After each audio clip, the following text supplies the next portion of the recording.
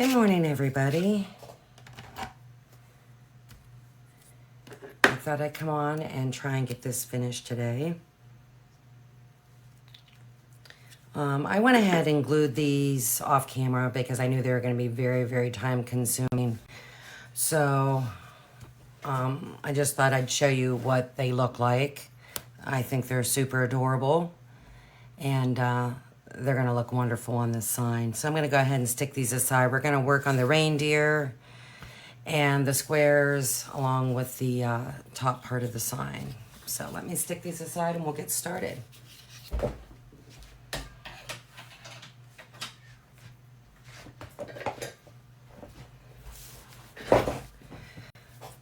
All right. I don't have my brushes out. Kind of not properly prepared.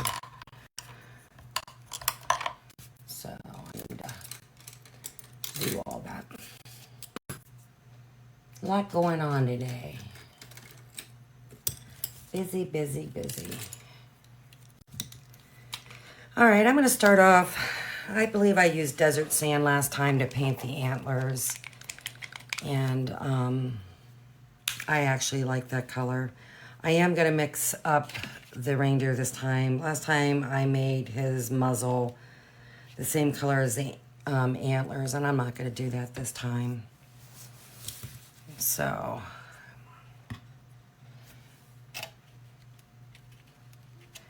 I think I'm going to maybe make it a darker color, or this little sponge is too small. I'll make it either the same color, or maybe just a titch darker.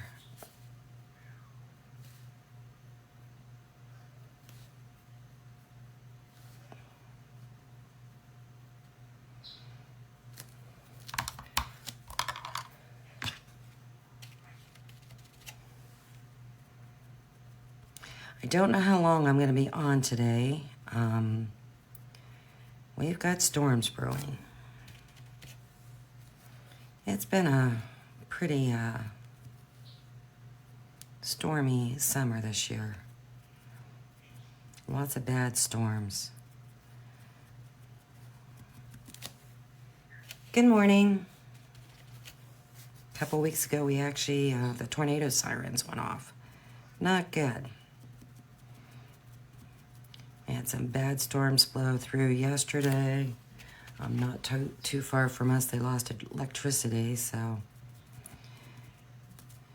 it's just, it's been a hot summer, but it's been a stormy summer.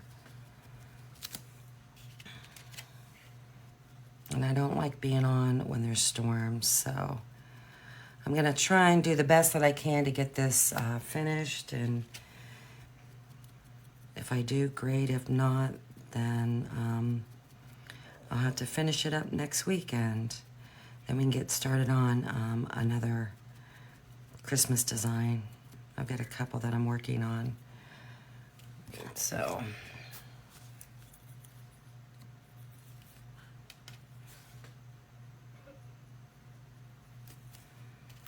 like I said, I'm just using desert sand.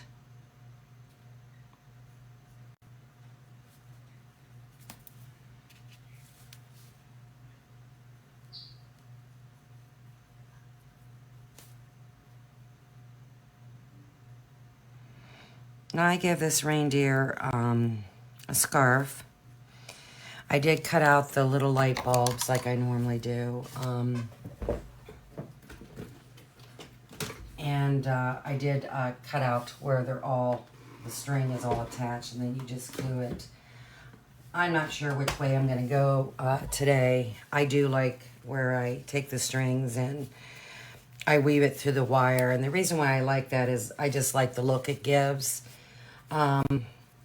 But we're going to be gluing this onto a square, and sometimes that wire goes behind, so it might not make it might not glue very good to the square. So I might go that other way.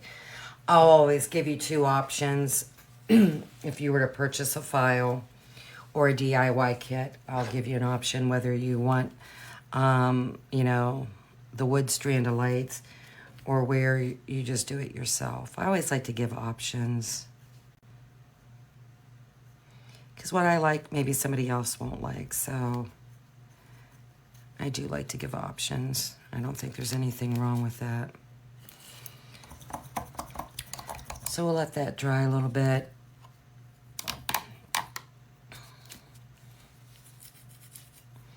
I'm going to paint this scarf green is my intentions. The reindeer is going to be cocoa.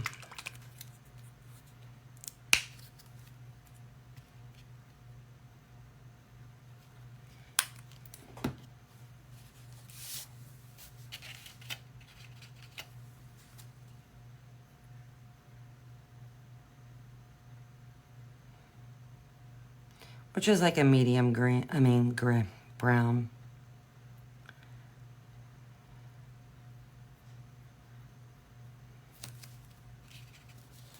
Good morning. But cocoa and honey brown is my go-to colors when it comes to brown. I really like these colors.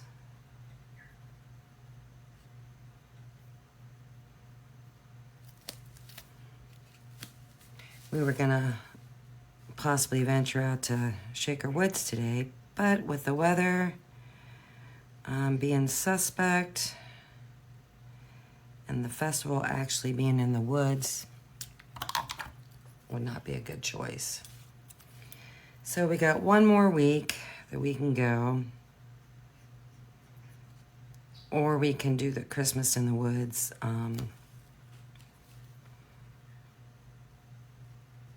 in a few weeks, where it's just strictly nothing but Christmas stuff. What's bad is, and I mean, who's there now, they're not there during the Christmas in the woods. So if you like a particular vendor, you need to go now because you won't see them at Christmas in the woods.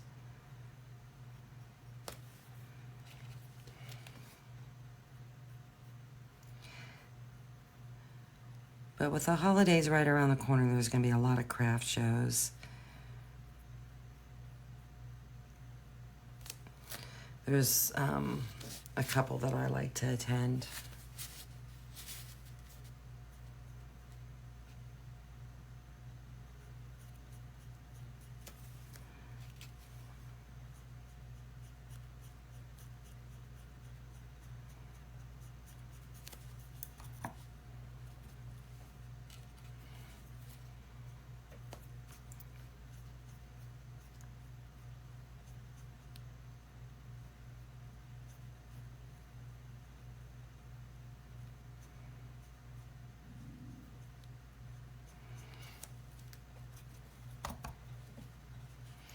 To all the people that might pop in, just to pop in and see what's going on, thank you. If you want to say hello, that would be wonderful.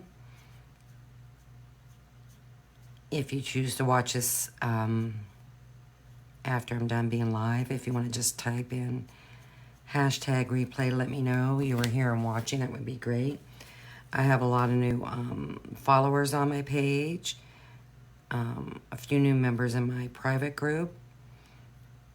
I do have a private group.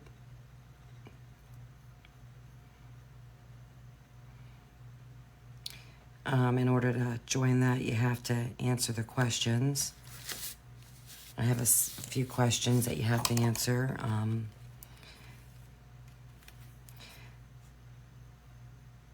I do videos in there. I actually share my live videos, but there'll be other videos that are just strictly for the private group that won't be available to the page. So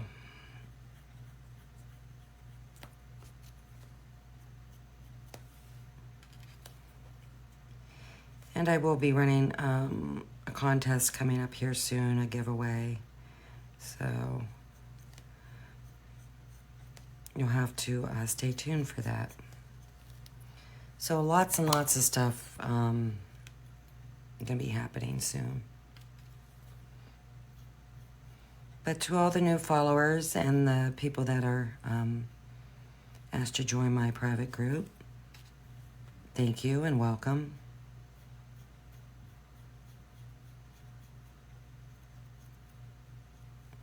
Greatly appreciate it.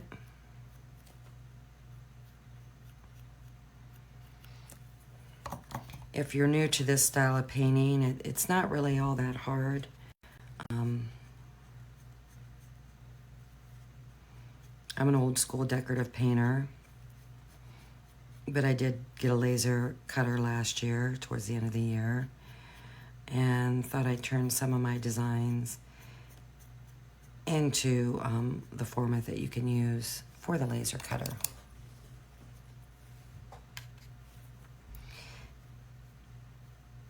Now, some of my porch graders, they are not, they're geared to cutting with a scroll saw. And they're actually too big for, like, if you have a Glowforge, a Polar, if you have a bigger laser, you could get away with that. I don't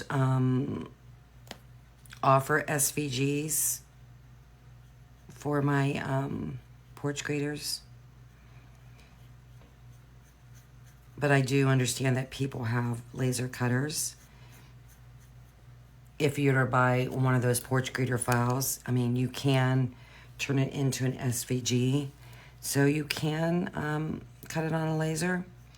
However, to make it layered like a lot of these SVG files are, no, I don't give permission to do that. I'm sorry. That's not how I created them. And then also too, you know, the way it's designed, when you start layering upon layers, what's going to happen is you're going to make it very top heavy, and it's not going to be stable for how the design is created. So you can't make them layers. So if my porch grader file has five different elements to create the porch grader, then when you create an SVG file to cut on your laser, then it must be 5. You can't turn a 5-piece file into 50. And that's just an example. That's against my terms and conditions. That's not, you know, I don't want my files being created like that. I'm sorry. And, you know, here's the deal. If you have questions about anything, you can always contact me. I have dark spots here and there. You can always contact me prior to purchasing. I'll be more than happy to answer your questions. I try and get back to all my customers as quickly as I can. Hopefully I didn't go too far below the muzzle onto the scarf.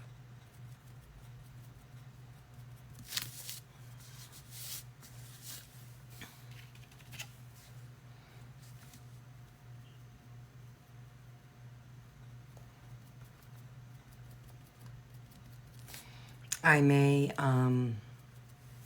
you know, offer an SVG version of my porch graders, but they will not be layered. They just won't be.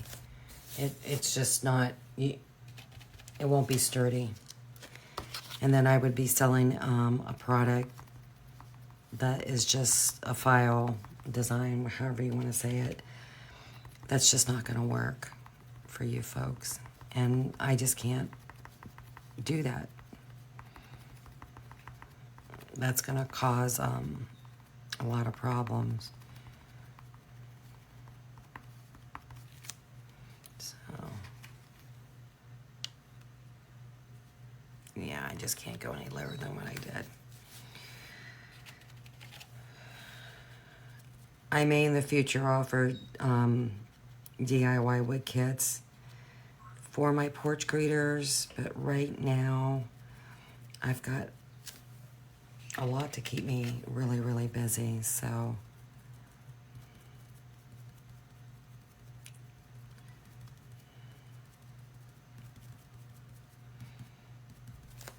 and I'm only, you know, available on the weekends to design, cut, paint.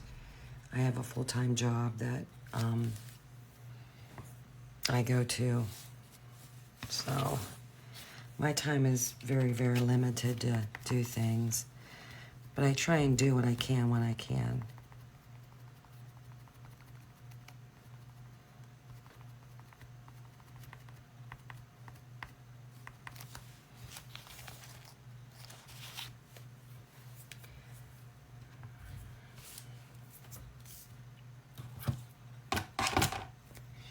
All right, I'm gonna just use some sand to highlight the outside edges of these antlers.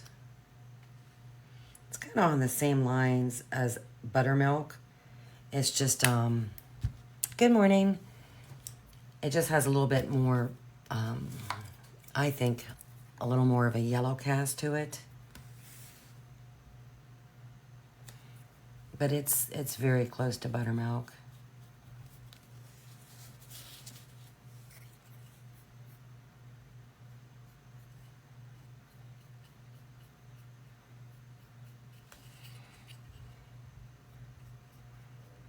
But I'm just going on the outside edges just to put a little highlight out there on them. And I will have to go back over them to brighten it up a little bit.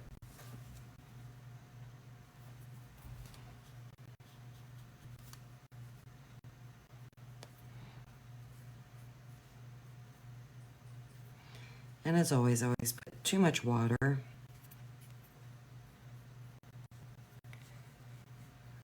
That is my downfall. Too much water on my brush when I'm floating and highlighting and shading. Let that dry. I'm gonna sand this muzzle a little bit because it has a little bit of a rough cast to it.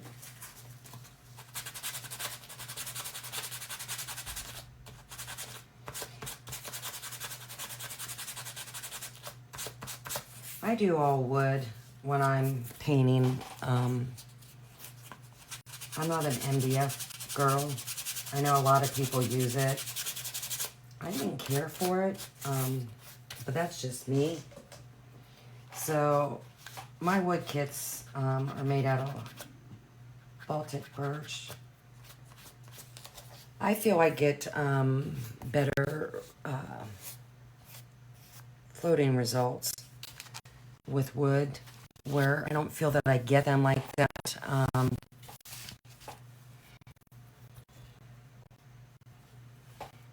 With the MDF. I don't feel like they're as smooth, but that's just me.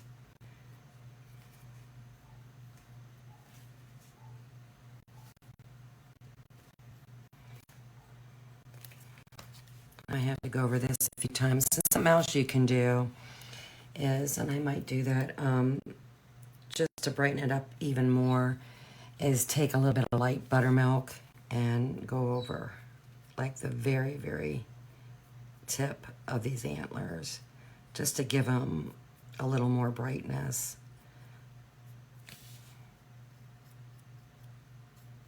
I like to highlight and shade with multiple colors. I'll blend them. I'll put lighter colors or darker colors over top of my shading. I just like to do that. I think it adds a little bit more interest and additional colors. I'm going to use fawn to shade the antlers behind the ear and the head. And if I need to darken it up a little bit, I might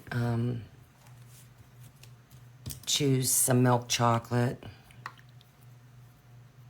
or maybe even some honey. But it doesn't take very much. That's about all I put on my brush, just at the corner. And then I have a paper palette that I like to blend. And I'm seeing that's kind of blurry. I don't know why, probably because I'm so up close to my phone. So...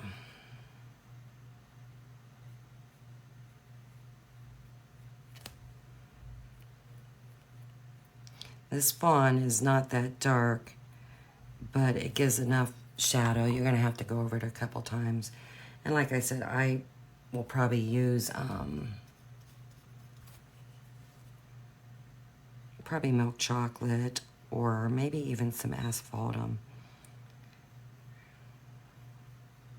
just to make it a little bit darker.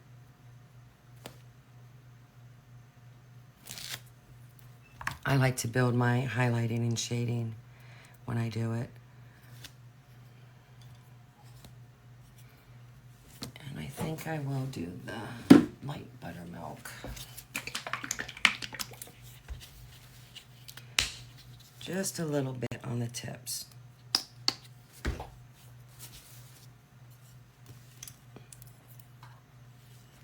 Just for a little extra brightness.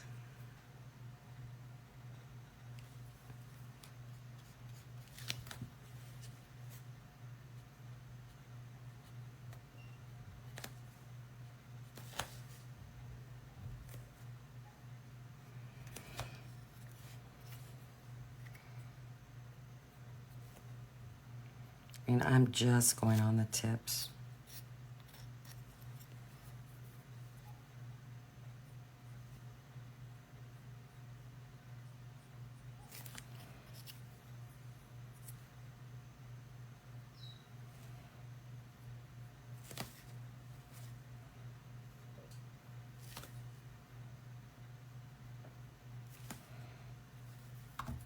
It just brightens them up a little bit.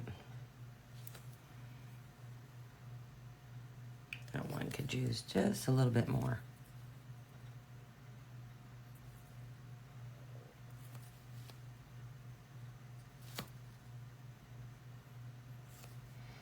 I mean, this isn't something you have to do, but I just like the extra color on there.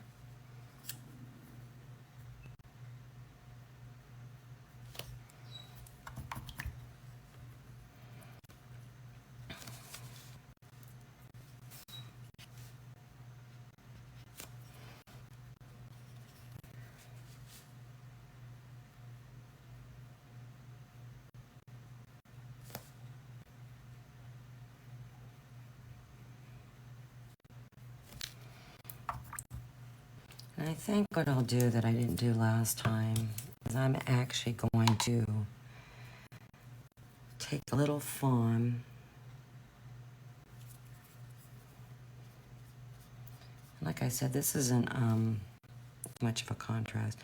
And just go down the antler, this last antler, the bottom antler, on the bottom on the inside, just to darken it up a little bit.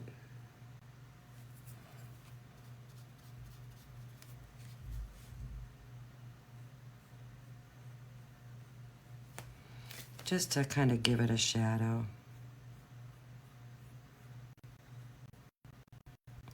And I need to go back and go over this with another color.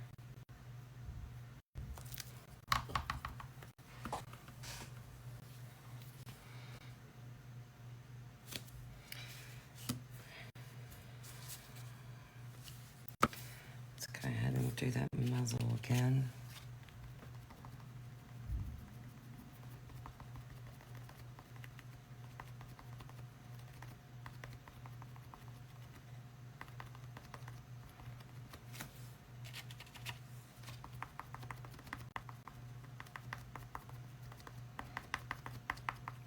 And I'm just tapping oh so lightly. Try not to get that in the score mark, but if you do, just get a tool and dig it out.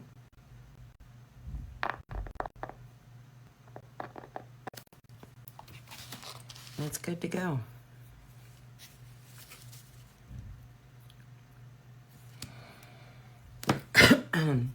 I know something I did last time is the recommended color, I believe, for highlighting cocoa is, what was it, marigold? And I didn't really care for that. The last time it just, and I've used marigold to highlight, but it just seemed just too much yellow and more than what I wanted. So I'm going to blend some colors this time.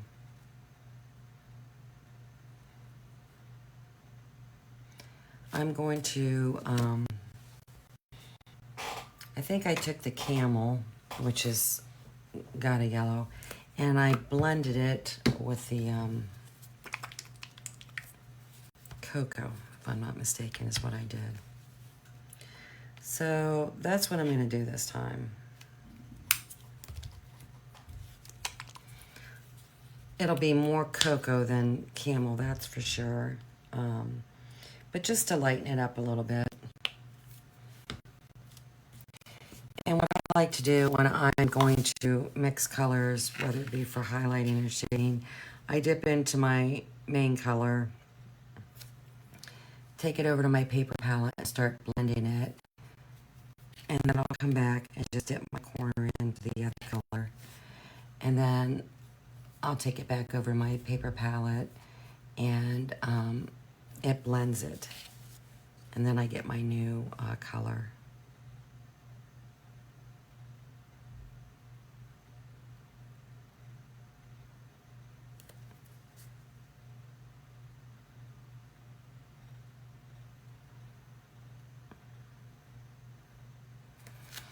Actually, this brush is way too big. And I could probably use a little more camo on that particular one.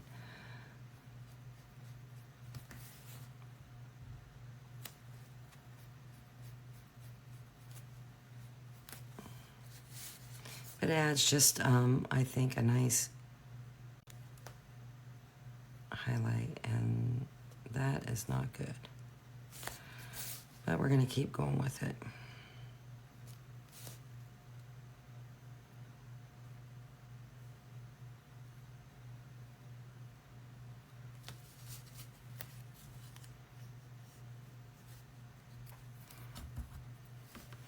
I happen to get a little bit on my ear. But here's the thing, you know, if you don't end up liking what you did, like this particular thing, you know, I changed I mixed highlighting colors. You can always go back, so you're not locked in to whatever decision you made. So don't fret if you didn't get the look you were after. You can go back over it.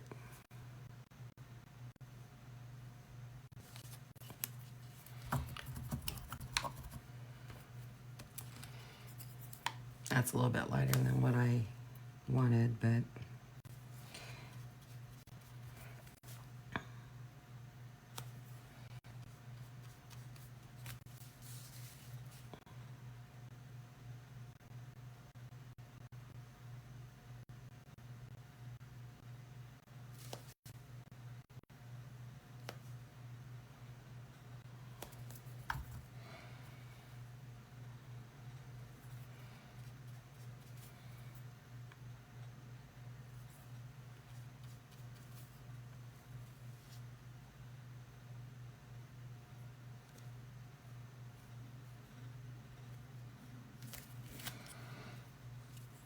that's not too bad.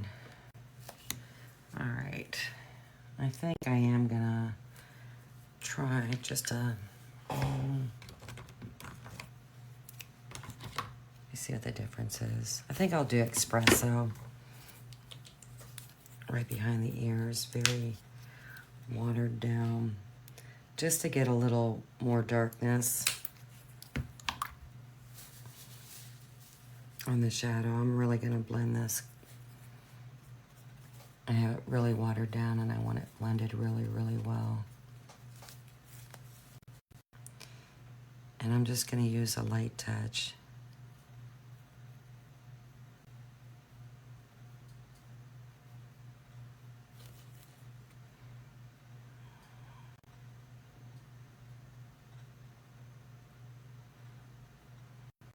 It almost looks like the same color as the ears. So I don't know how that's gonna work.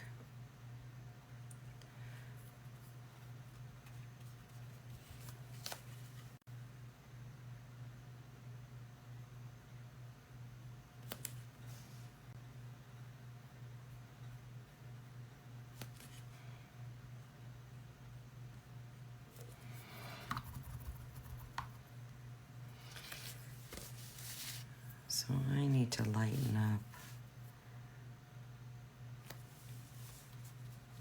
my highlighting on these ears just a little bit more.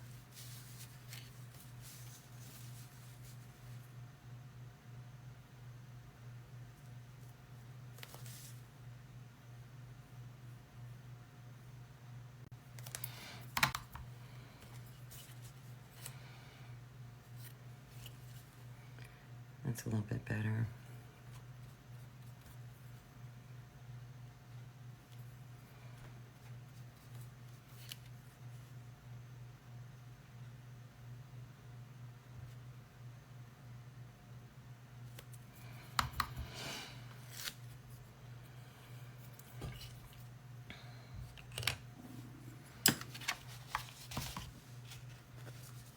And I need to go around this muzzle.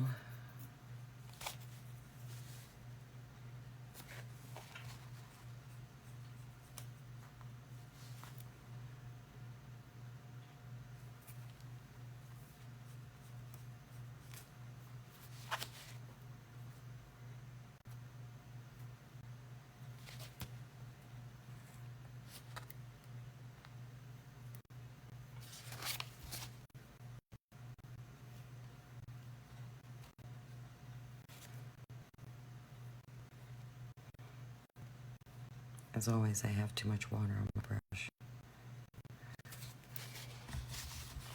Good morning.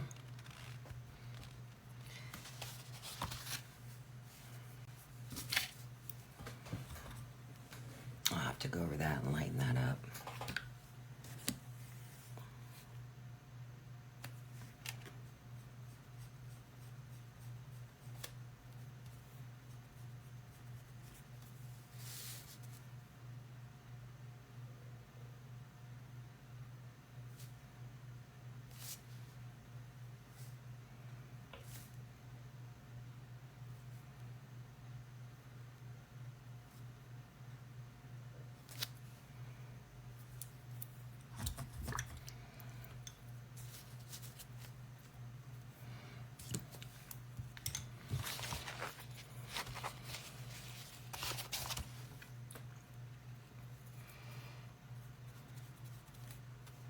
So for the highlighting, I'm just taking some cocoa, which is the base color, and then blending it with some camel just to make it a little bit lighter and brighter.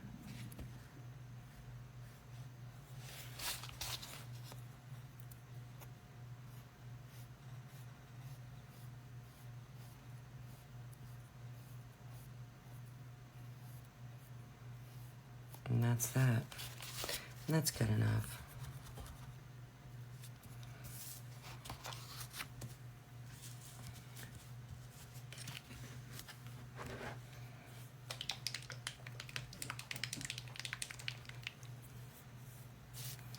I could use some more paint. Well, I don't know what happened there, but I must have got paint on me somewhere or touched something. So I'll just go back over it.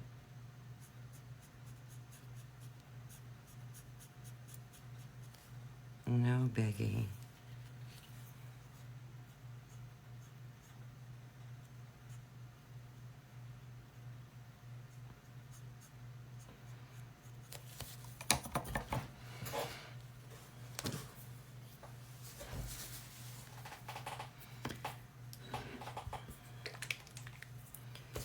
I'm going to use some milk chocolate.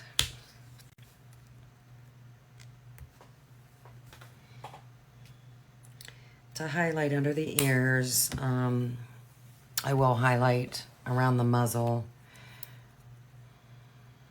I gotta wait for that to dry so I can get my mark.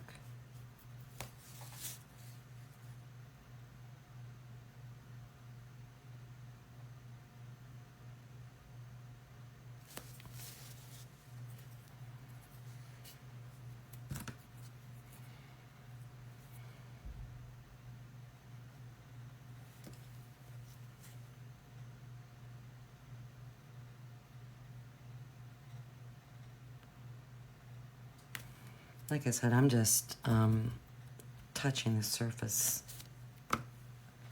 very, very lightly.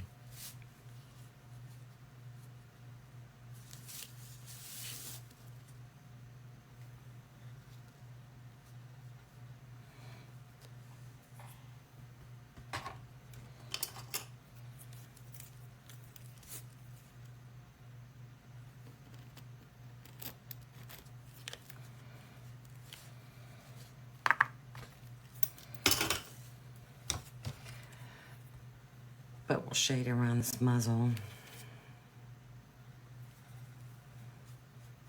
just to bring a little bit of darkness on his face.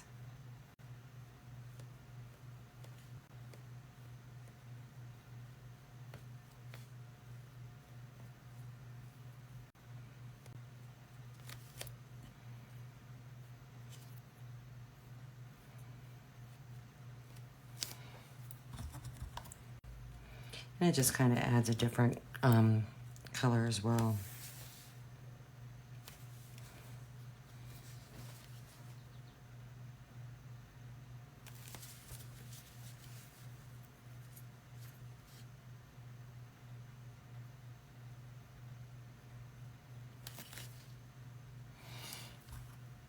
I need to go back over that.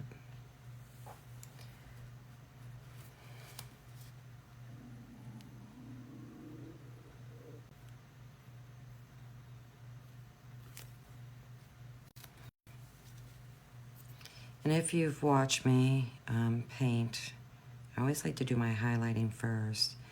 And the reason being is I like to have my shadow, my shading shadow,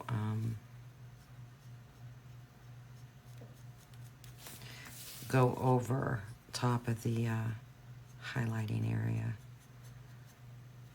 That's just my personal preference. I think I'm gonna take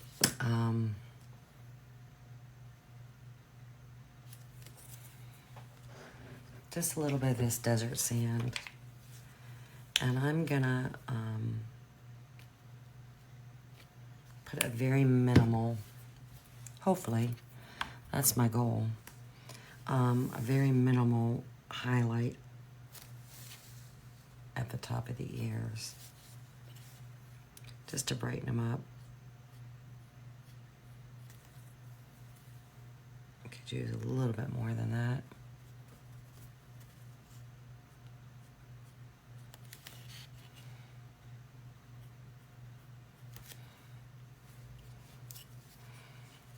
And I am gonna kind of do that below. Can barely see it, but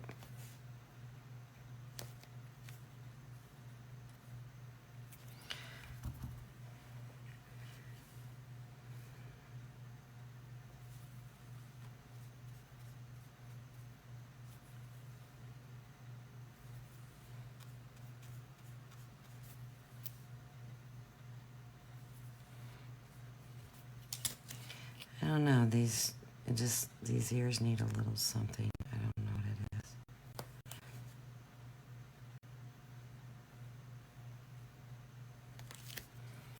So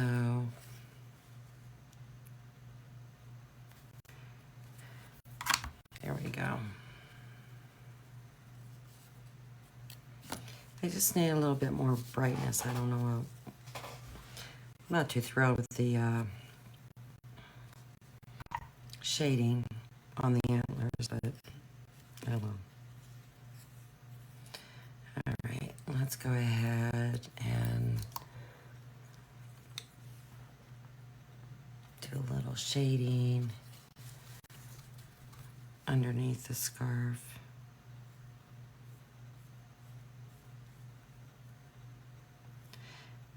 And then I'll let that dry. Well, I may be able to get to it by flipping my brush. There we go. Okay, I already know that I want to do this scarf green with red stripes. That was my plan.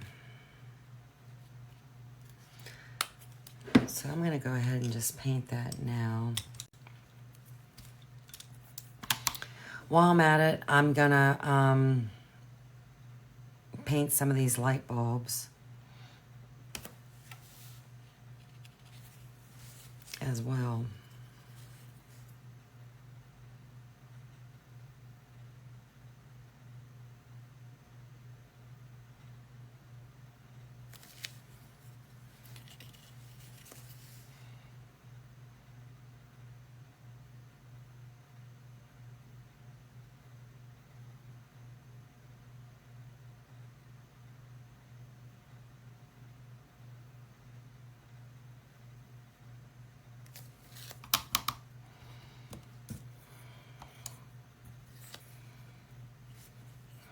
And I just know from yesterday,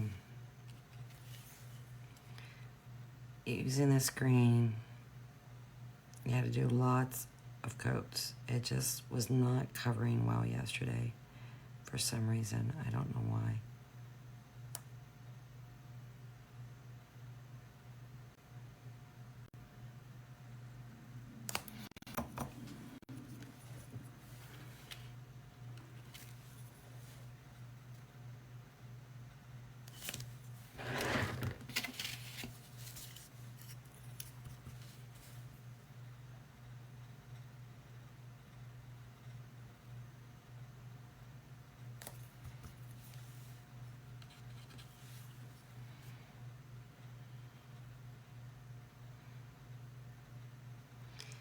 I'm just going to make sure I get it up high enough. I mean, that muzzle is going to definitely cover it, but I just want to make sure it's covered. So I'm going to take my paint up into the reindeer. I know I'm good.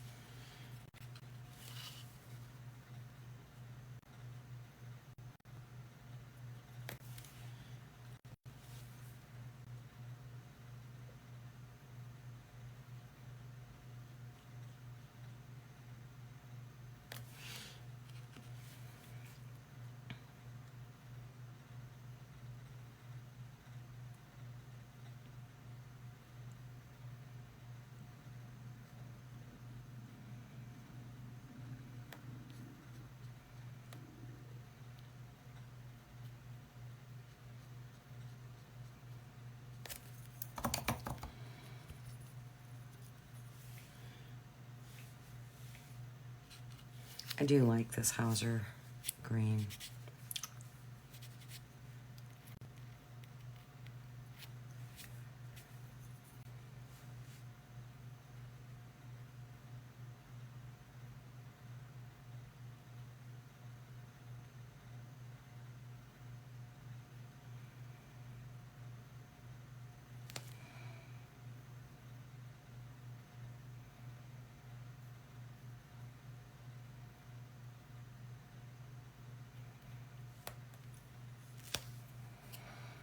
And I might have to shade over behind that muzzle just a little bit more.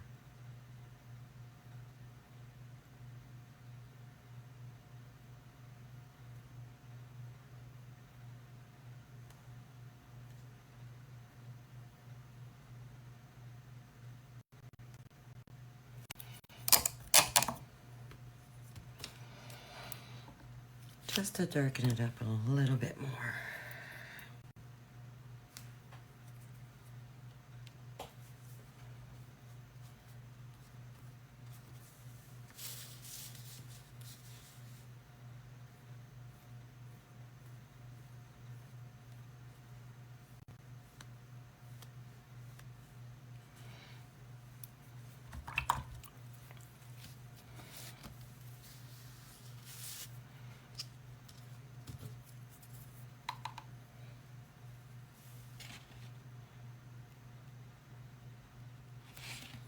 I think I'm going to take some of this espresso just because it's darker.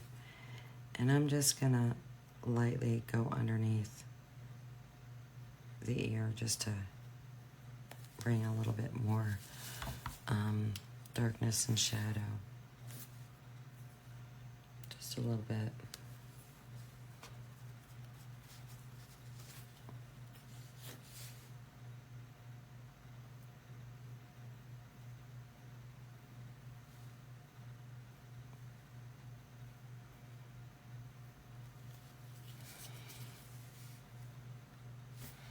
Just kind of darkens it up a little bit more.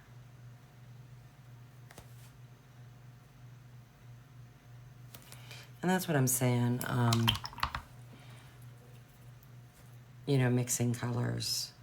You don't have to stick to one color.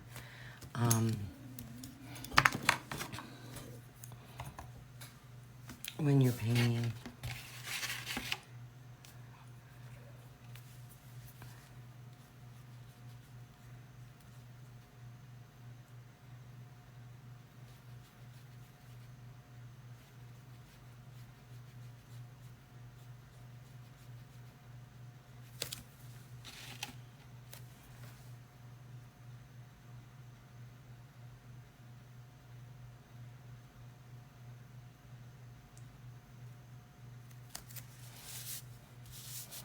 And I do need to paint those Christmas lights since I have the green out.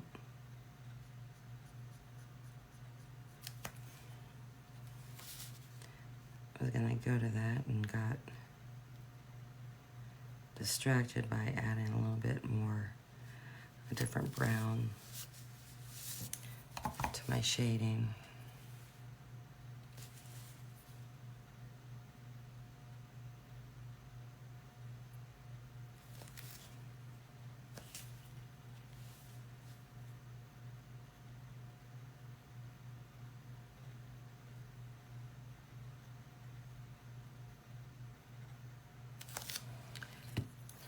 So we'll do that now.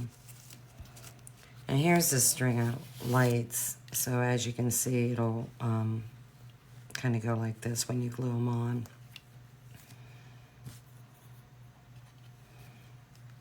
And if you do the individual bulbs, which I'm gonna paint those as well, because these are smaller than the ones that I did before, these bulbs.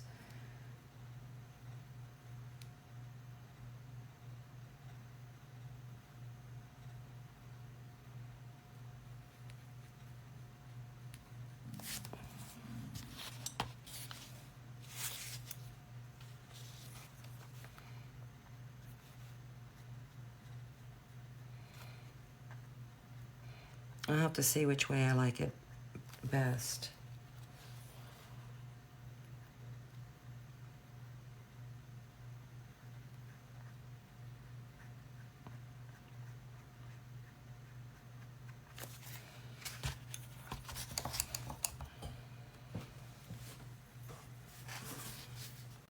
Because I think that doing the wire will definitely add another element.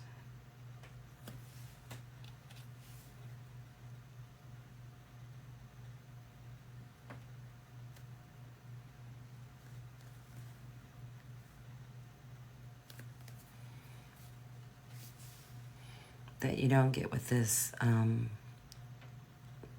flat piece. And I'm painting this on my table only because this is pretty delicate.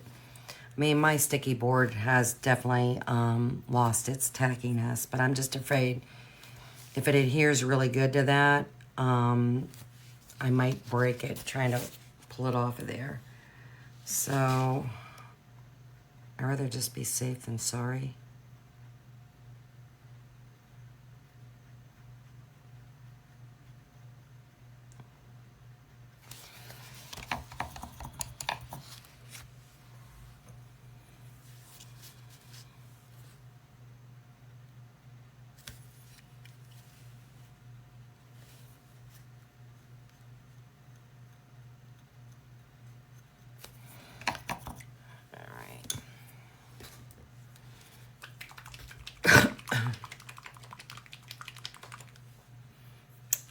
I'm going to take some Hauser light green and just kind of add some highlights here and there just to give it a different look. I will be going back and shading a little bit too, just adding, oh, too much. Just trying to give it different colors, a different look. I mean, I know definitely I want to go on the outside edge.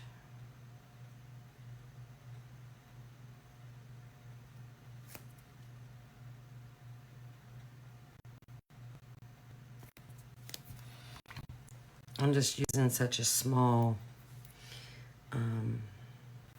angle brush.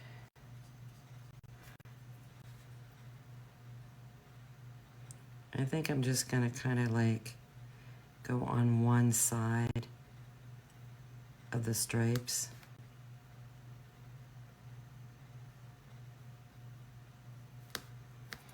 At least where the where it's wrapped around the neck.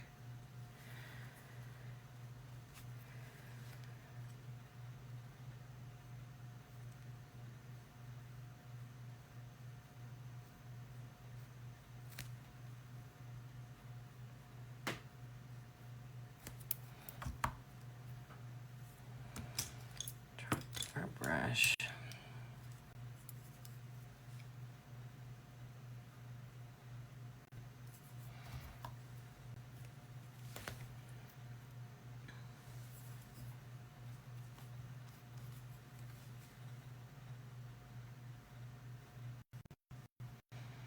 I had a heck of a time with this Hauser light green yesterday.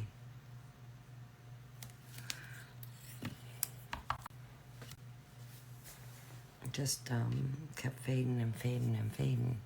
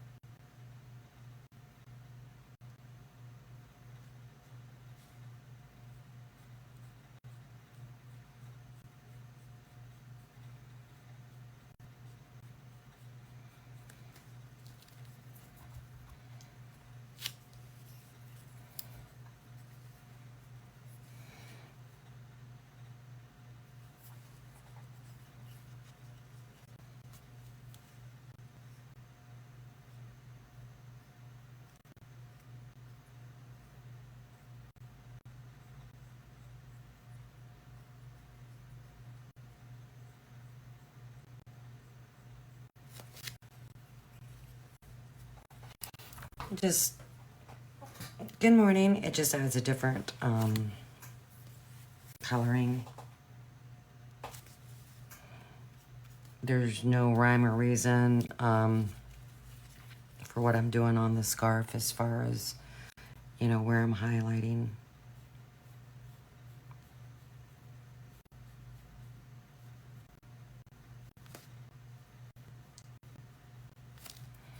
It's just bringing in another color.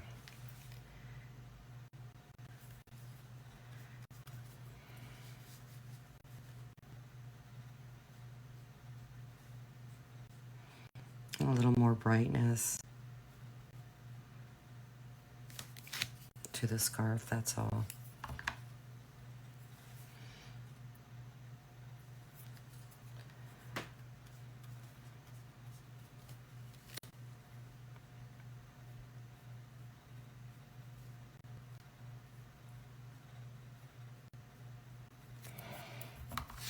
All right, let's see how this.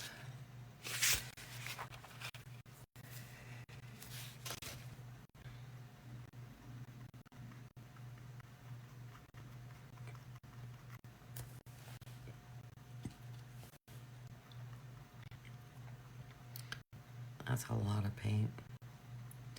Oh well.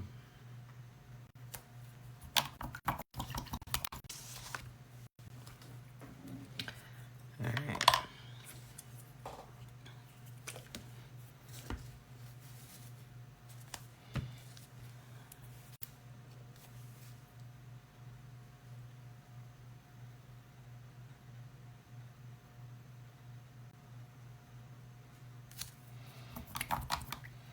Good morning.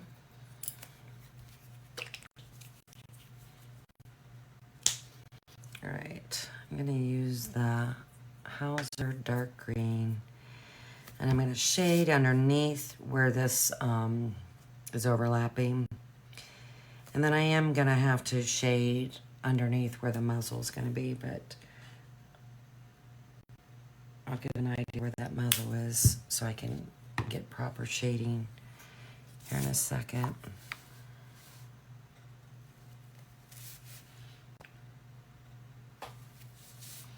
And this Hauser dark green is pretty dark, so you want to definitely blend it nicely.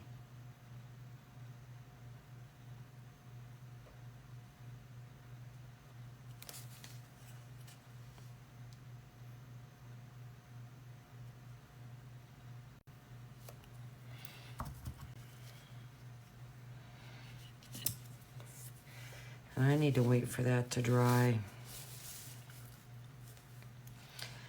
So normally, I do these bulbs. I do the highlighting first and then the shading last. But since I have to wait for stuff to dry, I'm just going to do this now.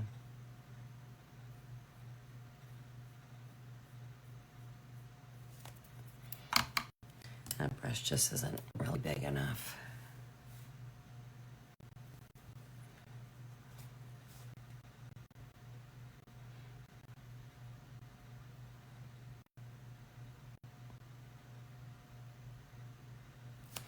And I'm getting it down on, I don't know what you call it, the socket.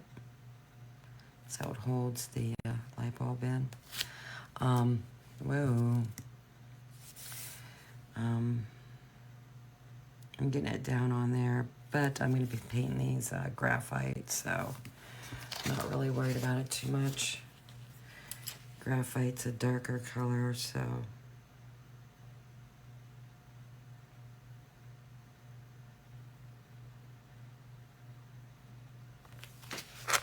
I know you couldn't see.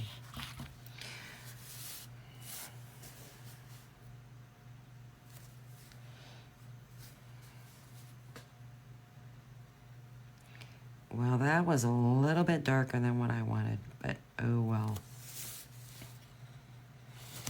You're gonna see that. That you're seeing.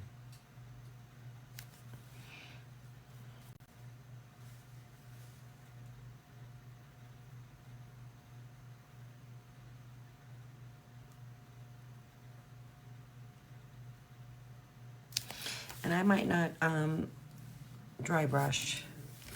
That's twice I've done that. I might not dry brush the highlighting like I have in the past. I might just take a little angle brush and just kind of put like a very minimal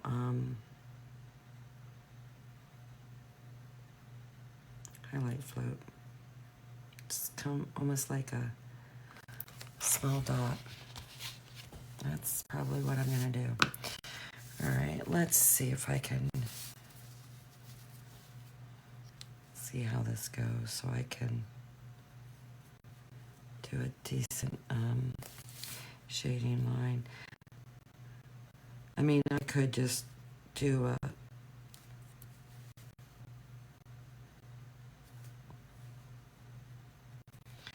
straight line across, but that's just not who I am. I kind of like to go with the curvature of whatever it is that I'm shading. That's just me.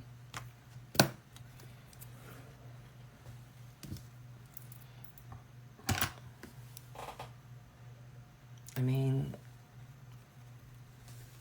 I don't know, that's me.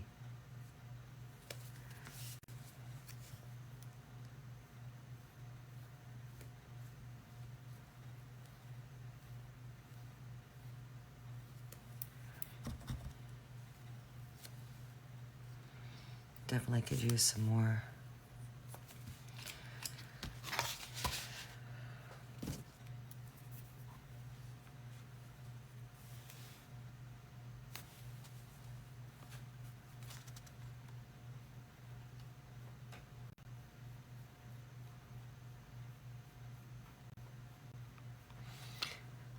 You can't really see what I'm doing.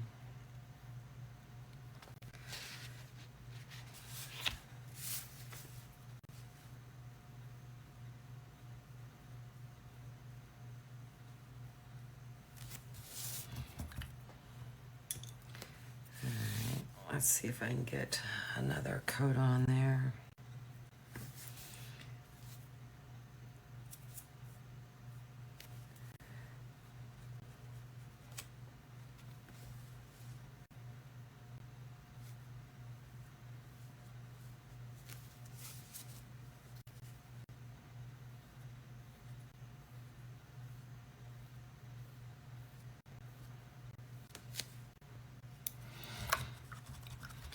Good enough.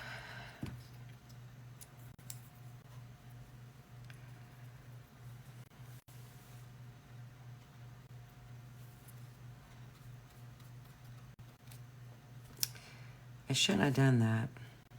I should have painted my red stripes. I didn't do that. That was dumb. That was dumb. So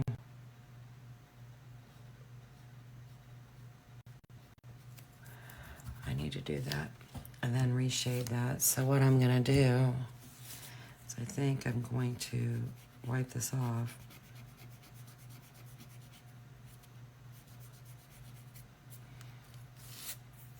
That was I'm thinking.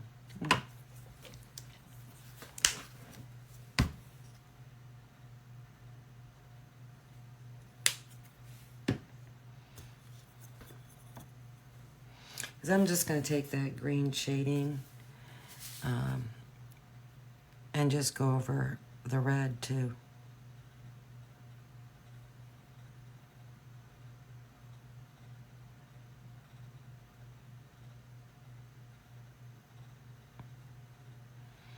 I'm pretty certain that's how I'm going to do it.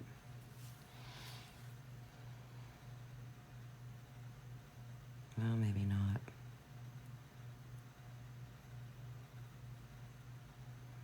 That might look pretty dumb.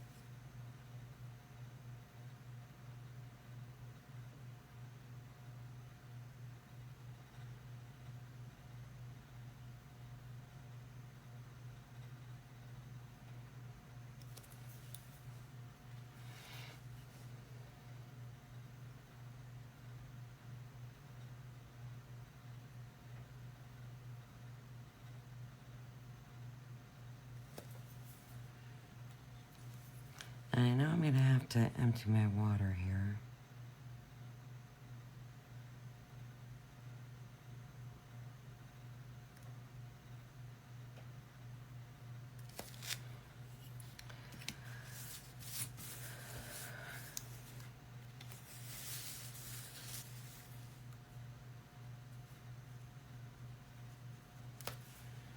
After I do the black plum shading, because that's just going to put my water over the top. And I've got some really light colors I gotta use.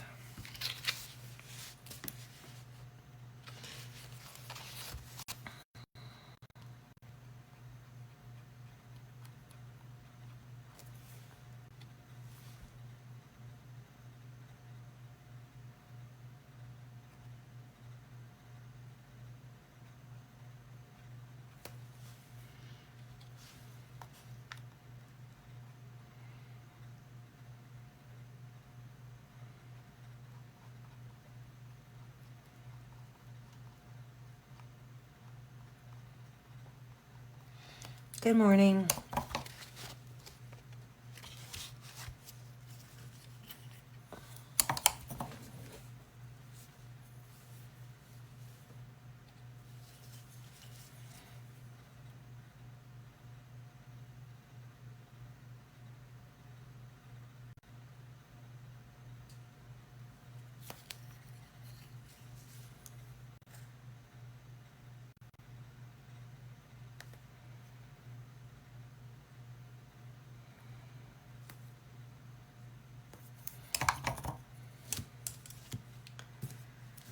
All right.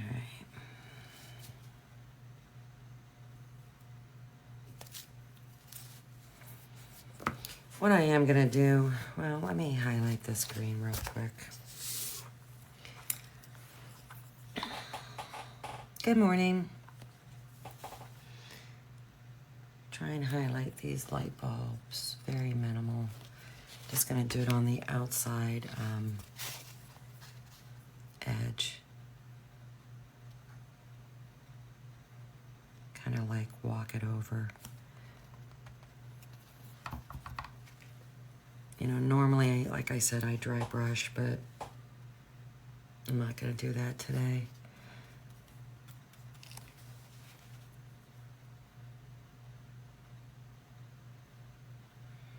So I'm just kind of like dabbing and then kind of tapping off. And that's giving it a highlight. It's not the norm, but I think dry brushing gives a better look, just my opinion.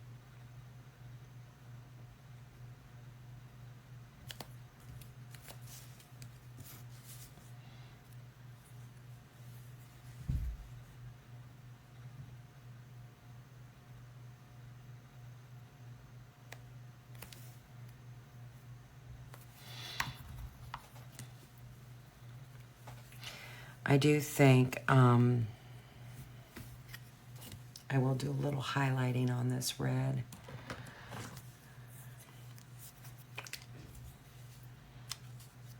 Just to brighten up a little bit here and there. Nothing major. I'm going to use the neon fiery red.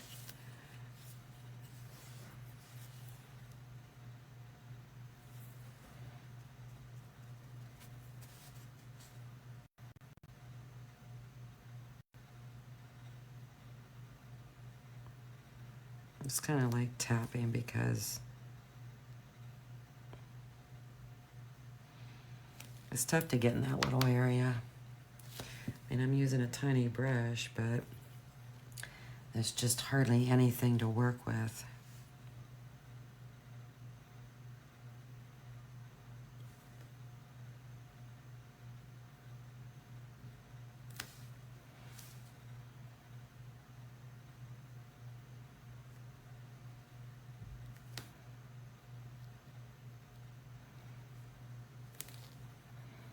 So I don't know if this would be consider floating, highlighting, and shading, because I'm just kind of lightly tapping my brush just to try and transfer some type of color onto these areas. Because it's just such a tiny, tiny area.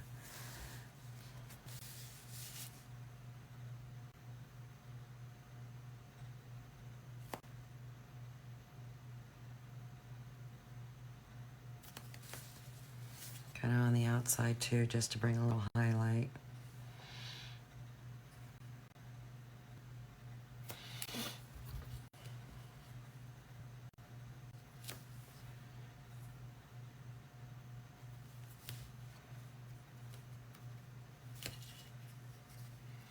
Just a little brightness. Whoa, that's too bright.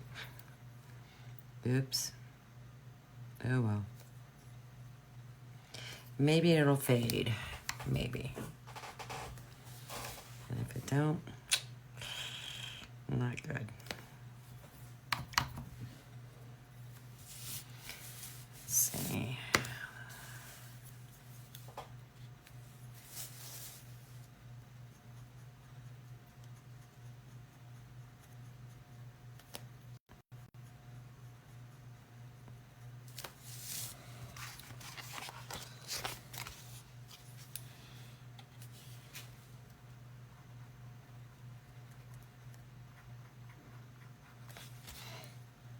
I know you can't see me paint these light bulbs. I'm kind of not really moved into my table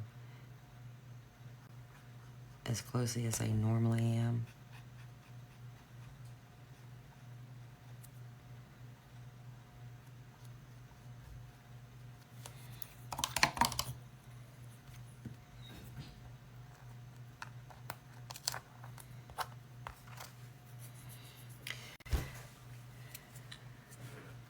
Now these Christmas packages are actually gonna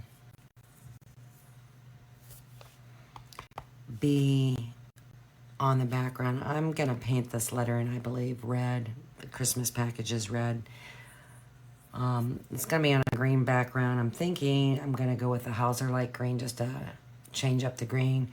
I know some of the squares I'm gonna make the Hauser medium green, but I thought about doing gold. That gold that I used, that metallic gold for the bow, the ribbon. I think that'll be really, really pretty. So that's my thought on that. I don't know how I would shade them.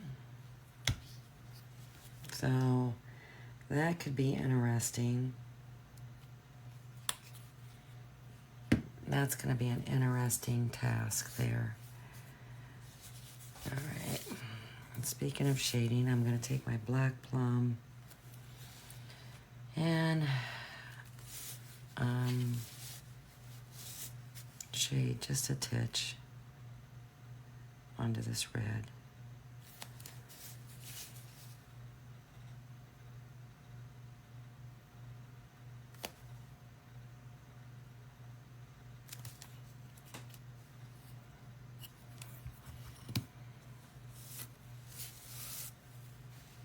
And I probably am going to have to go back and go back over that with that green.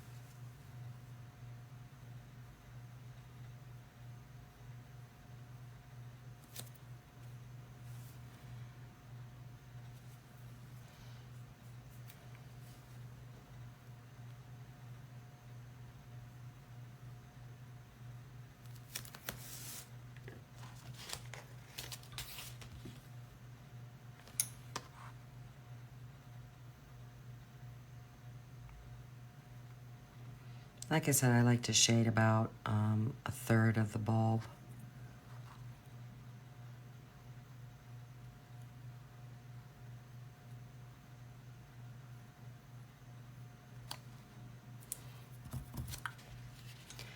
All right, let's put this muzzle on and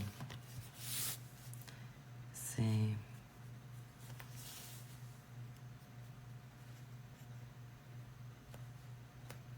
I need to bring the shading down even more because I completely missed it.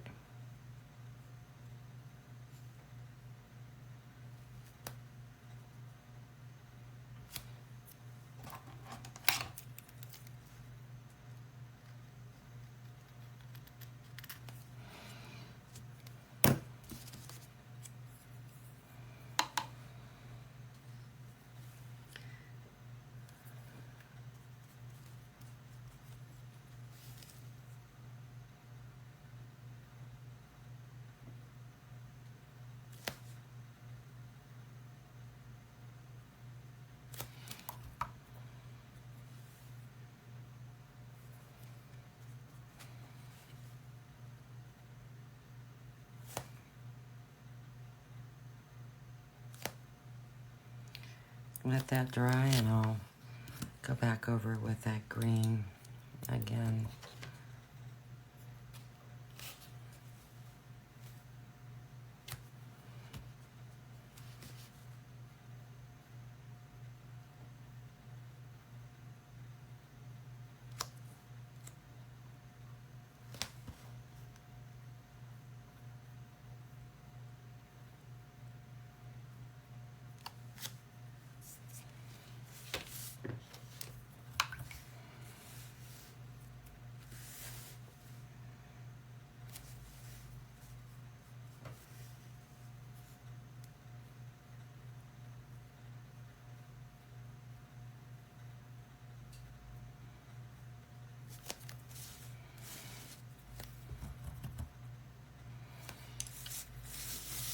Okay.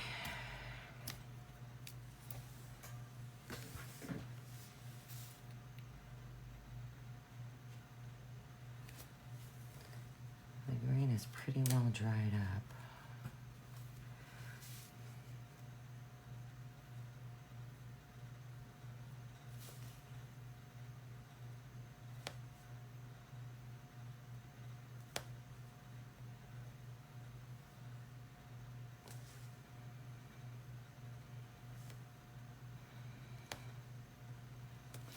But I think that's a good enough shade. And I'm not going to worry about it. All right.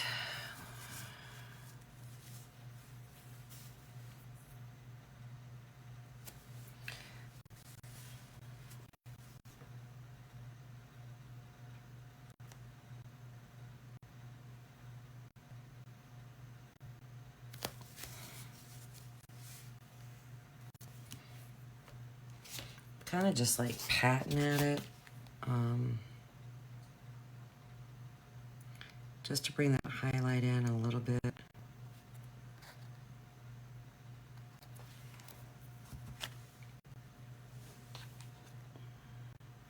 I mean, it's definitely, I don't think as good as doing the dry brushing.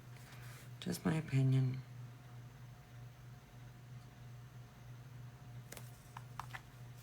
Whoa.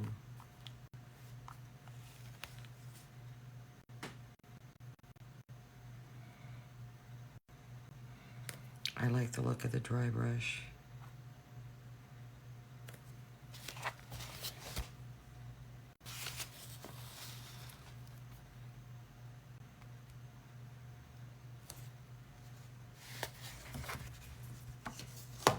So if I had to do again, I don't know if I ever did this again, I would just, I need to get some more of those little, they're actually miniature stencil brushes, but I need to get more of them. I need to find out, I know what the brand is, see where I can get them at online. I know where I ordered them from the last time, not sure if I want to, I don't know if she even still has them, but all right.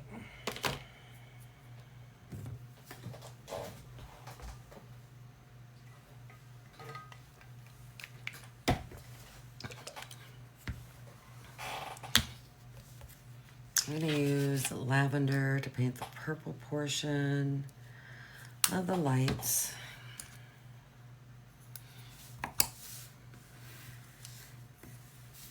I mean, you could make these all one color. You can make them red, green, red, green. You don't even have to put lights on it at all, to be honest with you. I don't know, just something about the lights interwoven in a reindeer's antlers I think is really, really cute. But it's not something you have to do. Unless you want to. Like I said, it's options. I always like to give options. So you definitely don't even have to do that. And I have 7 out here. I always like to do more than what is actually needed, just in case, you know, a piece was to break or something. So, and I might put 7 on, who knows?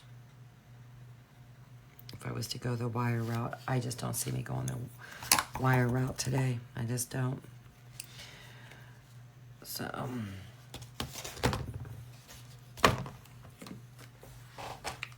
might as well just try and get all these painted as I can. I need to paint his eyes too. Williamsburg blue for the blue.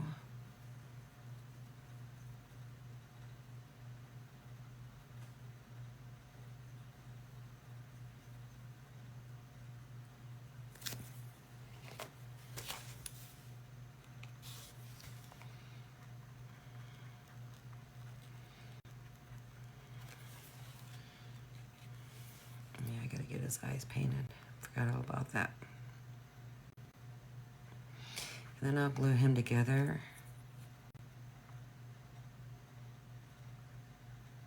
Empty my water. And come back and finish these bulbs.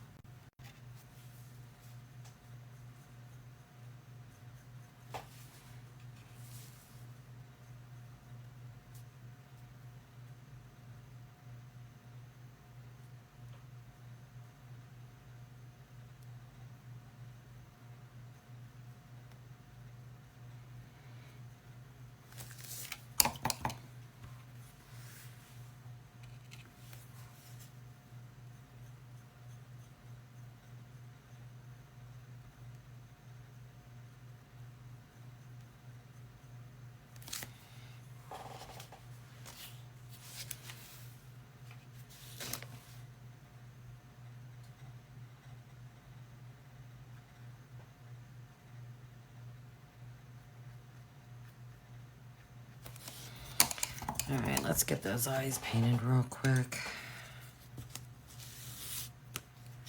I'm gonna flip those over and bust them yet. It's gonna happen today. I see it happening. It's gonna happen.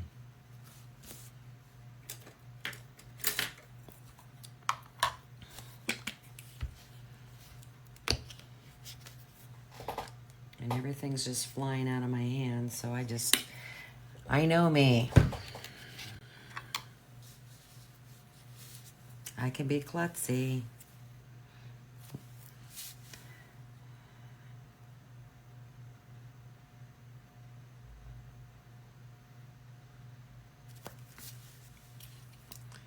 Too much paint, too much water.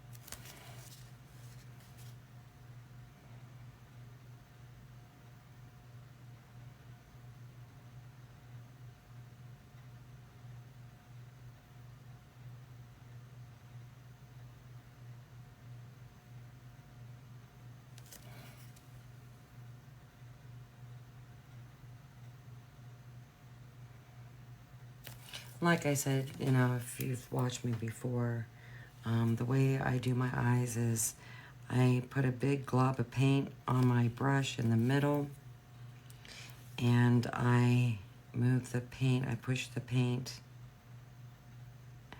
out towards score line.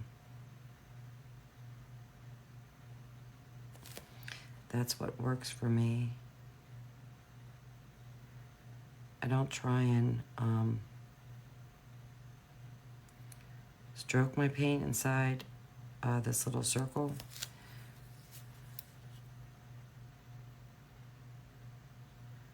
There, I accidentally pushed too hard. But 9 times out of 10, I'm pretty spot on.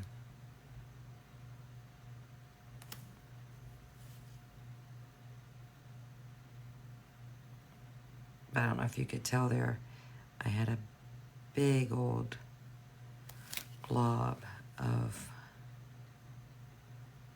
black paint. I put it in the middle of what I am painting. And then I just turn my piece. I just kind of pat that paint around, pushing it towards,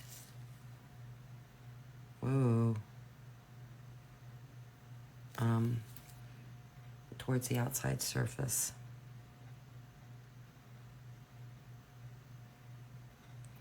You want to just take your time.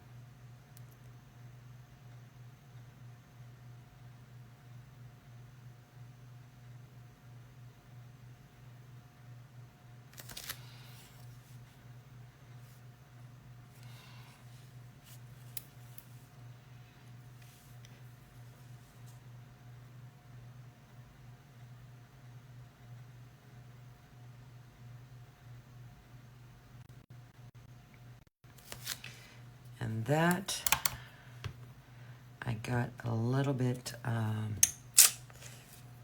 pushed sideways, which is not what I do.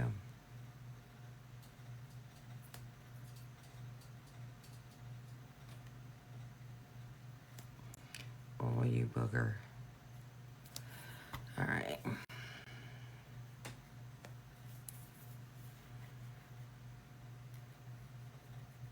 I very rarely mess up, but today is just gonna be one of those days.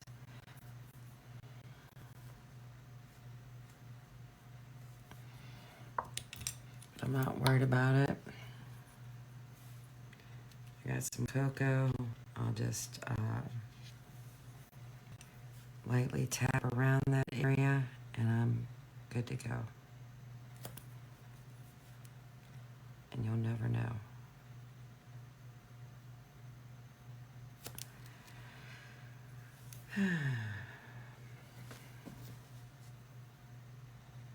Whoa.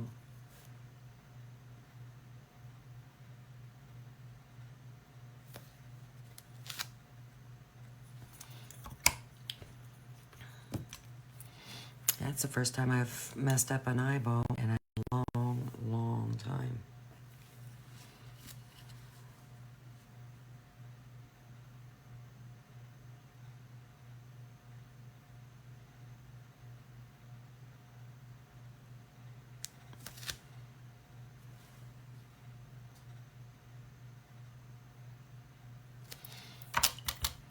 All right, good enough. Let's see. Gonna do the yellow on here, which I use marigold to paint the yellow part of the bulbs.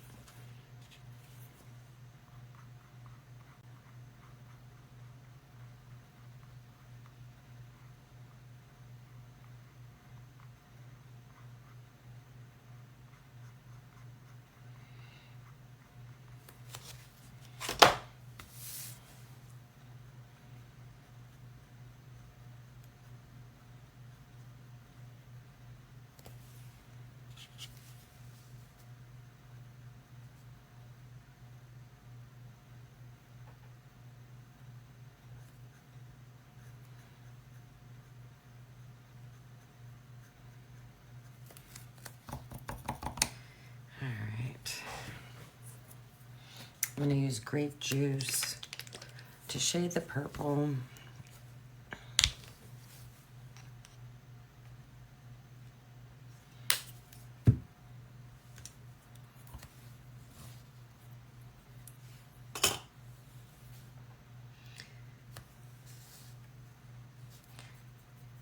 And since this bulb is going the other way,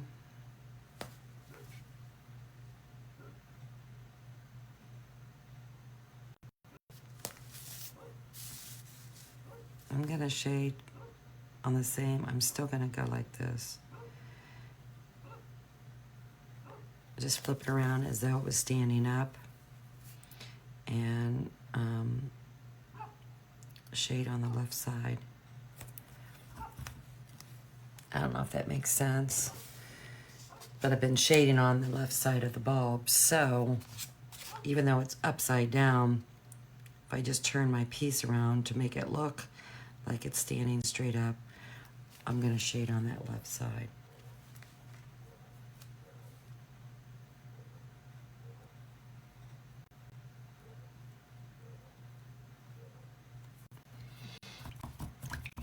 Good morning.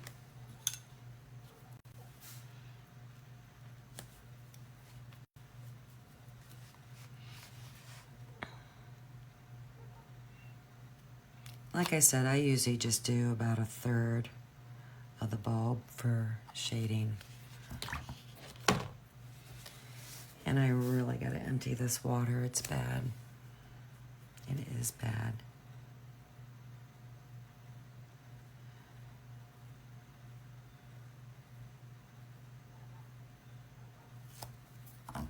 So, I'm going to take a quick break, empty my water, and I will be back. Hope you stick around.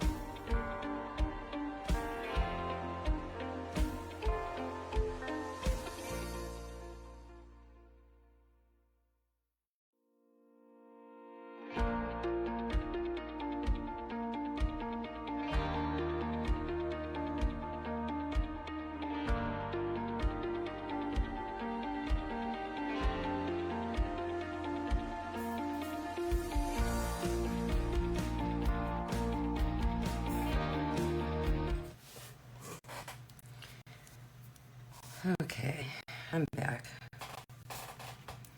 And it's starting to get pretty suspect outside. So, I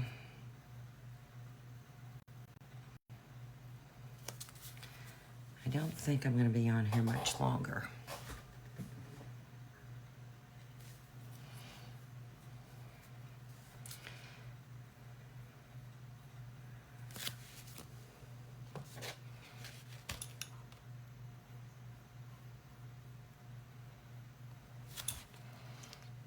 I don't know who told me this. I want to say it was my friend Sarah.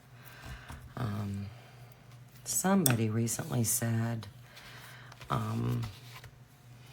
Ohio is becoming the new tornado alley. And I can believe that. Because the storms we've had this year, I can believe that. And I don't know why all of a sudden it's like that. I lived in this area all my life. It's now becoming that way. So I find that tidbit interesting. Whoops. I must did it early.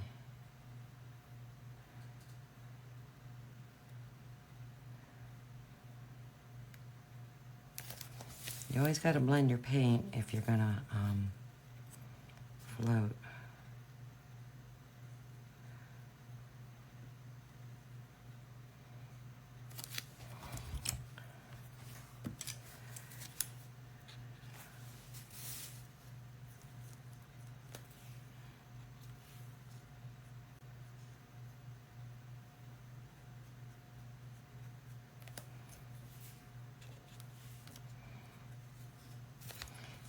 I mean, that's a key to a good float. Dipping your brush into water and into paint and then blending it. You just don't want to dip your brush into paint and then just come to your surface and try and highlight and shade that way. I mean, you can do that. I've seen people do that. What I think that promotes, and this is just my opinion, it promotes very, very harsh lines.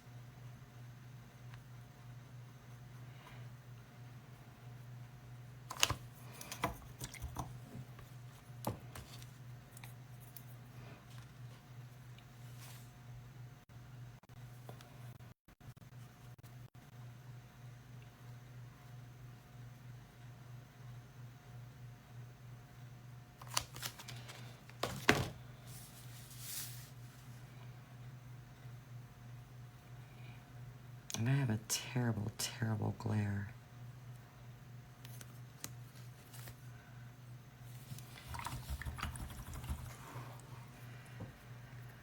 All right, I need to dot the reindeer's eyes.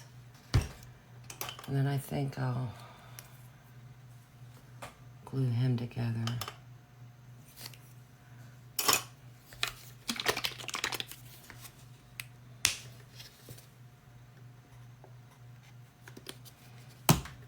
Whoops.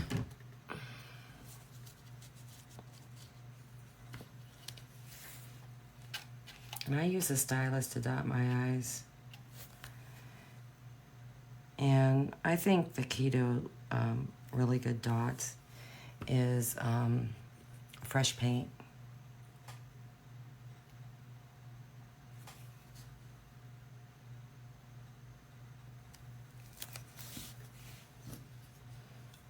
Because if you try and dot them with paint that is starting to dry, it's kind of thick and goopy, and sometimes what will happen is when you go and put your stylus out onto your surface, it'll kind of leave like a little hole. And that's because, you know, the paint is starting to harden. So the key to using your stylus and dotting is definitely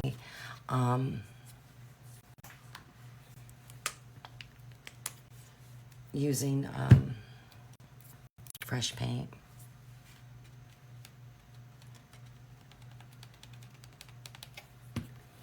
I usually highlight my marigold with honey brown, but I'm just going to use this cocoa.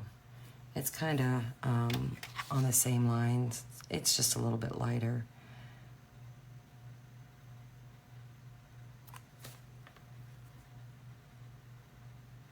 I might go back and darken it. I usually use the honey brown, like I said, but I have this out.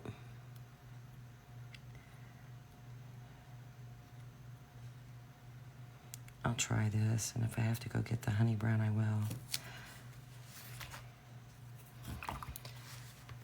All right.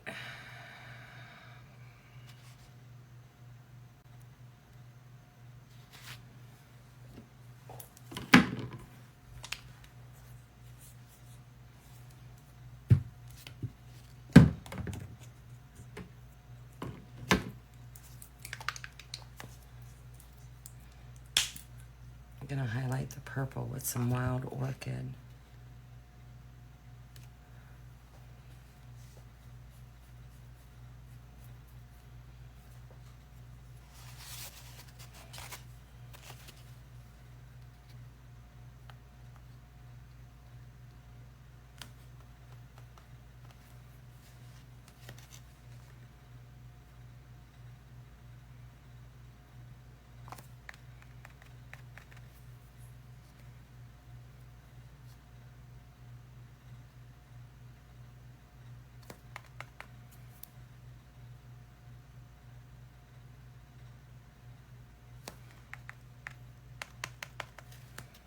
Like I said, I'm just tapping.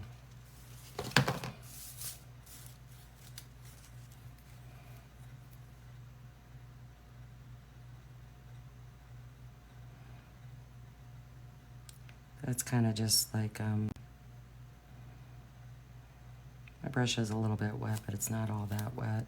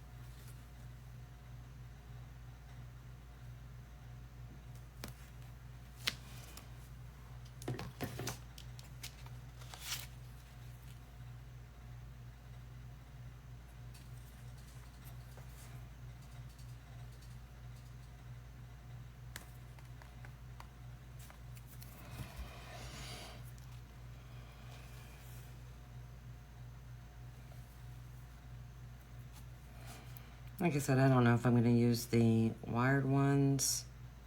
I like the wired better than the glued on.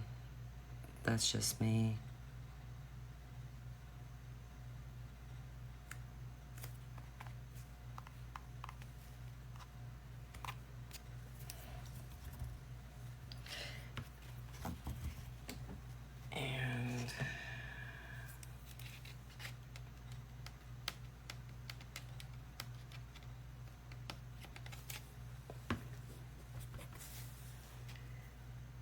That cocoa didn't get it, so I'll try this milk chocolate just for something different.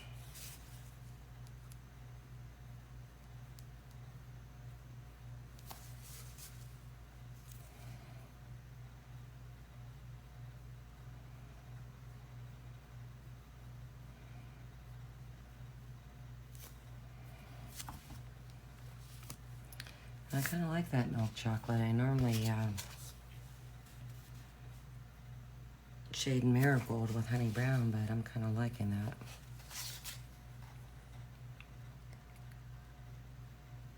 Not liking that shading at all, but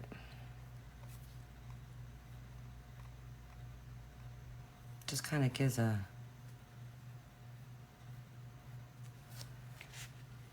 different cast to it.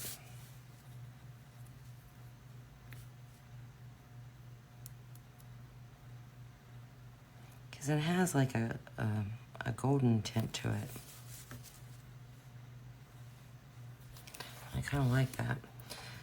All right.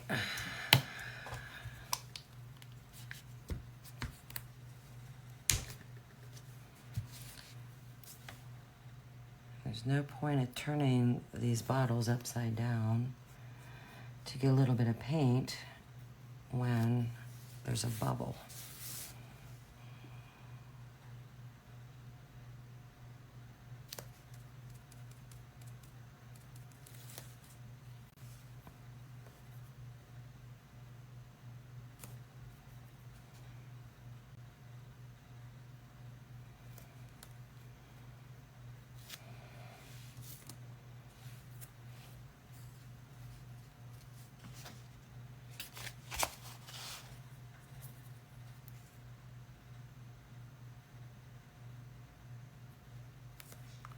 Got that over further than what I wanted.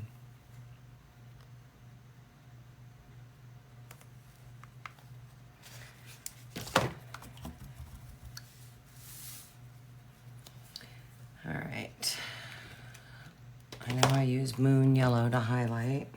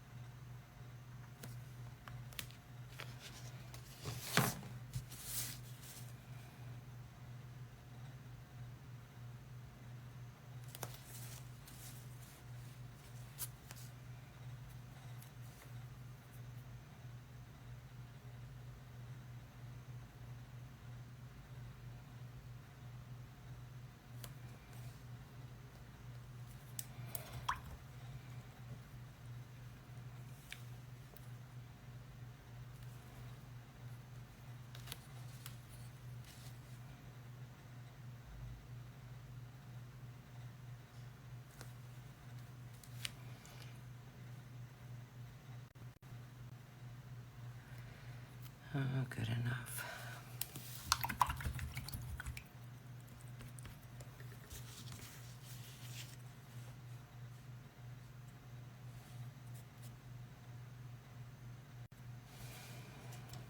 All right, I'm gonna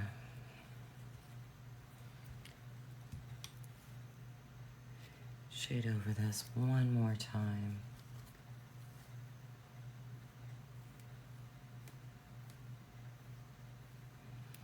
Just to bring the shading up a little bit higher onto his face.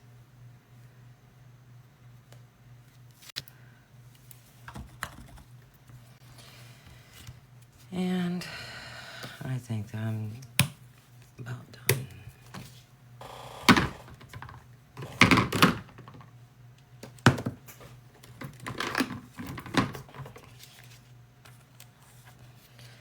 So we'll glue his nose on.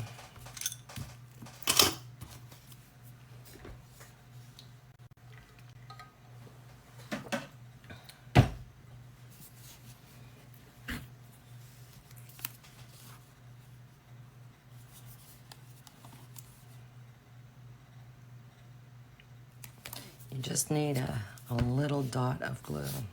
I mean, just a little.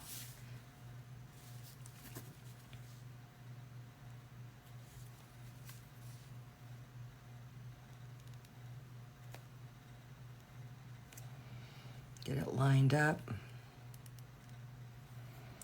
and press on it.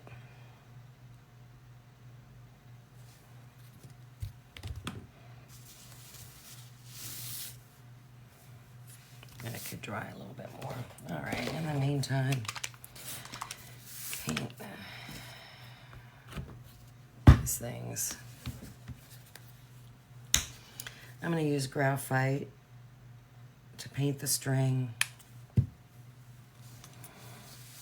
and the socket that the bulb's in.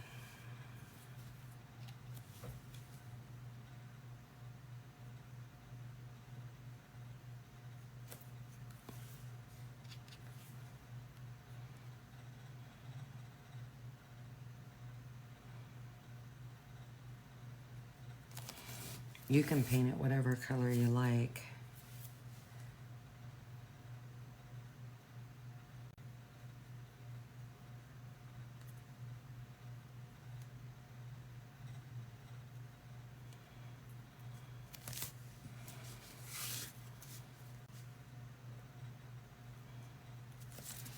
I'm just looking for like a darker color, a little bit of darker contrast.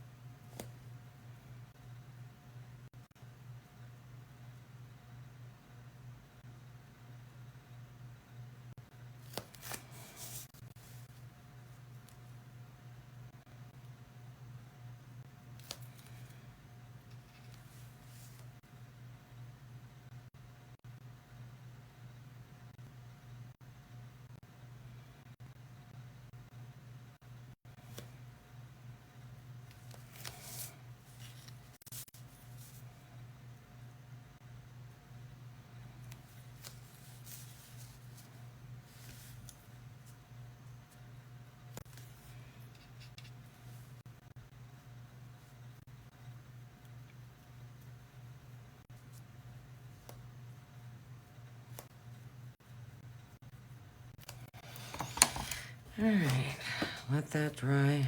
I don't think I'm gonna, I could do better on that one. I don't think I'm gonna paint those other sockets on those other bulbs. It's on camera.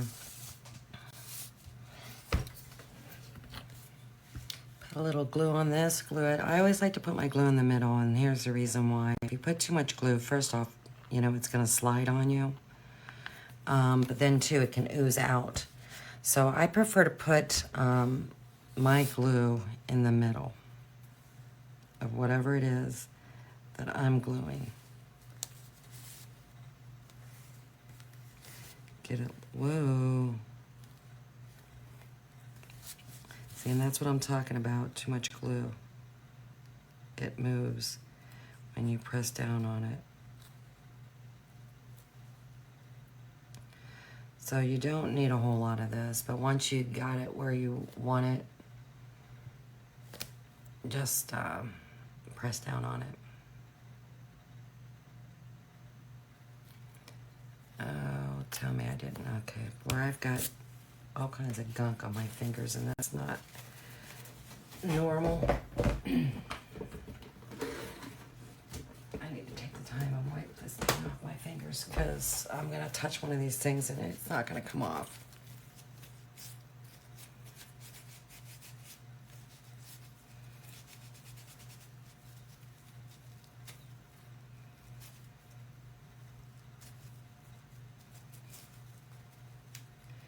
That would have been a yikes if that wouldn't have came off.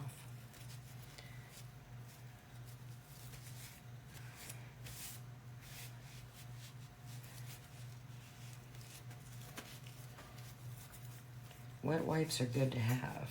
It helps remove paint off your surface and your fingers. So it's a good thing to have around. All right, so like I said, I don't know if I'm going to glue these or not, but that's what it would look like. I don't know if you're under the camera. If you to choose to do this version, and I think that's probably what I'll just stick with. I think I'm going to do a little highlighting. This is going to sound crazy. This is going to sound really crazy. All right. This is either going to be an epic fail or it could work. With the way things have gone today, I'm saying epic fail. It's like, I don't know, just ain't feeling it today. I am not feeling it.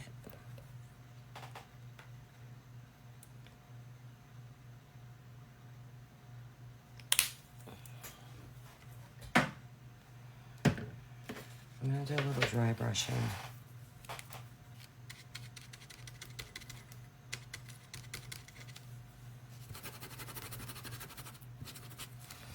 I kind of just want to, like, kind of go on these curves.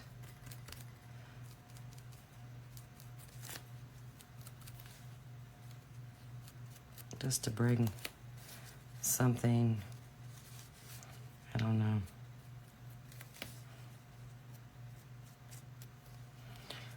More to it.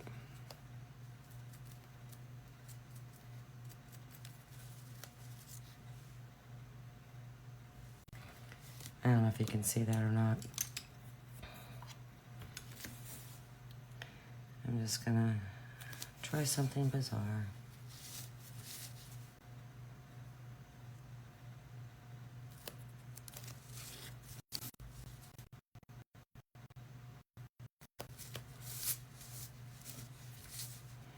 I don't know if I like this or not. And here's the thing. If I don't like it, I can still cover it up with my graphite. I don't think I like it. Oh well, it was a nice thought.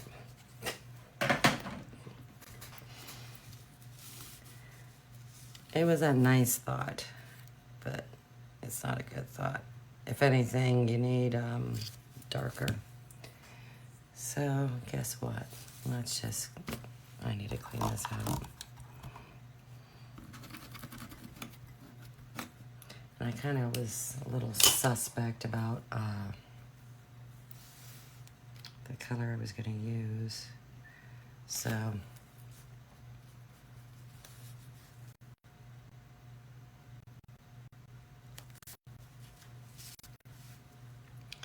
Let's just do this.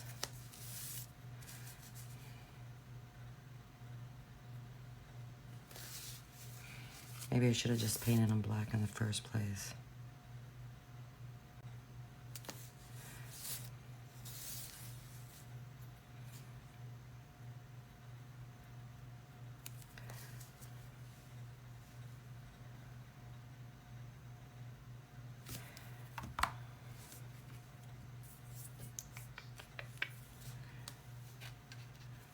You know what? I actually think that I like the black for this string of lights instead of the graphite. I think it's bolder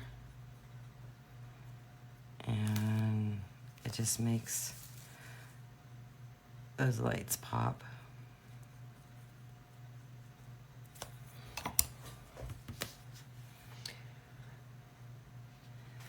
Today would have been my mom's birthday.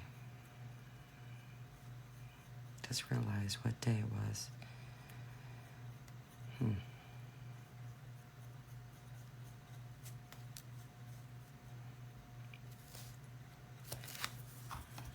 So I think I'll dedicate today's painting session and this project to my mother.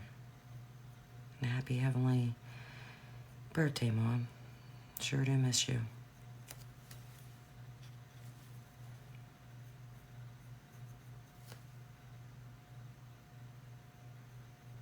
You haven't been gone all that long, but boy, oh boy, it seems like eternity.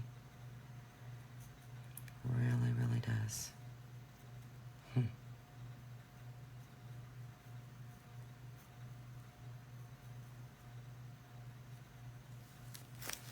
Wow.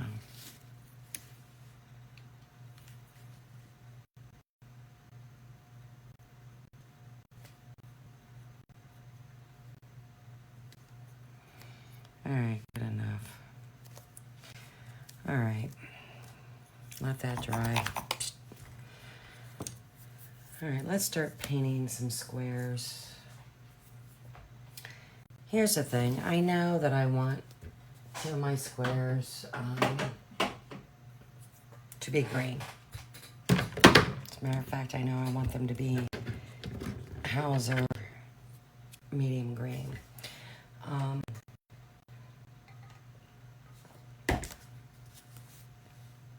Because I'm going to put Mr. and Mrs. Claus on them.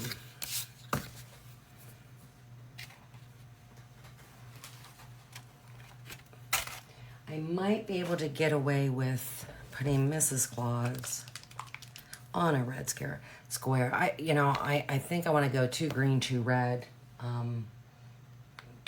Meaning the elf's going to go on a red. And I think that'll be okay. Because there's only minimal red on the elf. I will do some shading on these squares. And then I think for the rectangle, what I was thinking about doing was a Hauser light green with red lettering. I'm really trying to stick with the green-red aspect. And so I'm not getting paint all over that. Any changes anyways. I'm just going to put a napkin down while I'm tapping.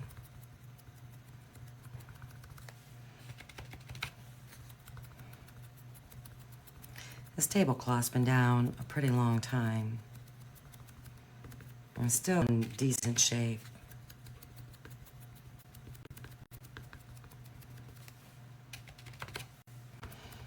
But it's coming time to change it. I like to try and keep a tidy, clean work area. But you can only wipe this off so often.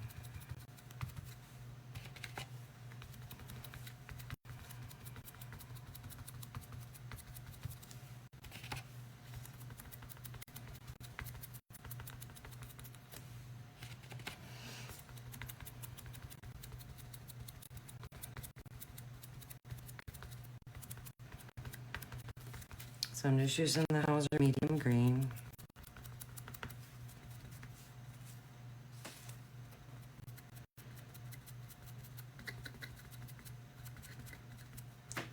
You want to try and keep paint from going over on the sides, and here's the reason why, because this is going to fit in slots. So if you go over the sides with, whoa, what was that?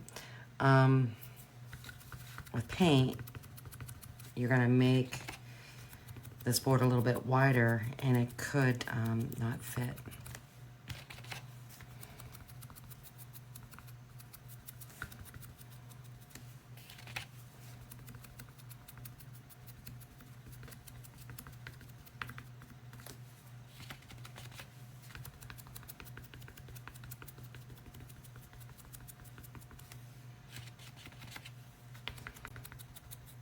And I know this green's going to take a lot of coats, because the green just isn't going on that great these past few times I've used it.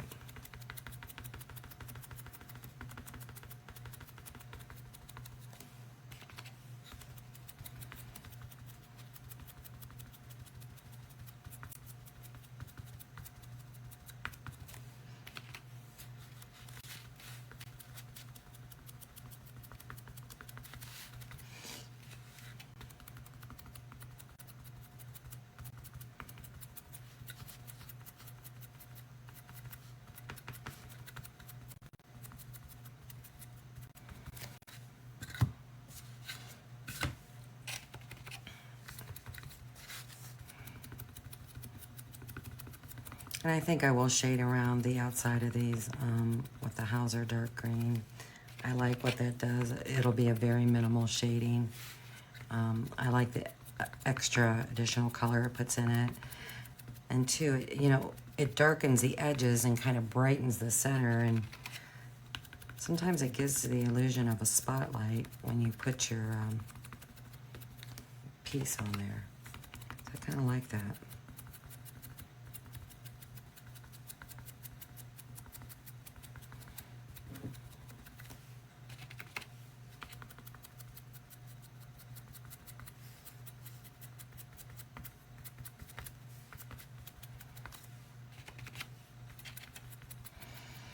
I just put more paint in the center of the square and then kind of just like spread it around. And it's basically thinned out when it gets to the edges. That way I don't get paint over my edges. That's what just works for me. And also too, I kind of tilt my sponge a little bit like this too. That helps.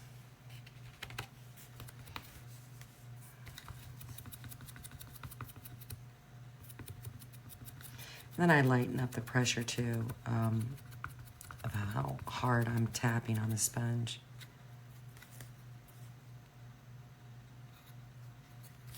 When I get to the end sides.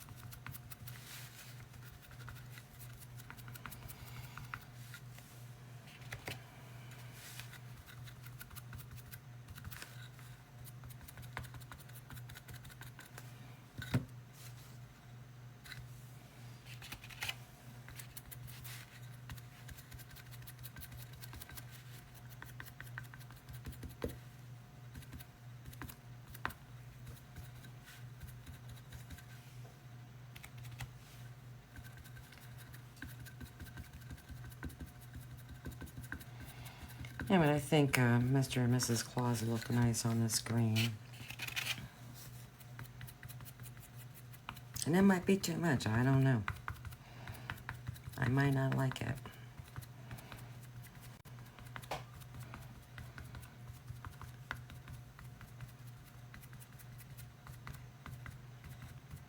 I always have an idea of what I want things to look like.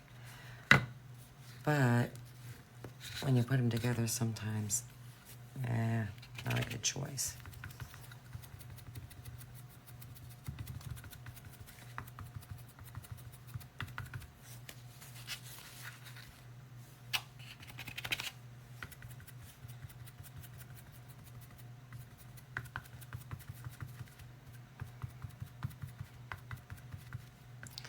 The positive is if you end up not liking this color of square, one, you can either paint over it, or you can flip the square over and start again.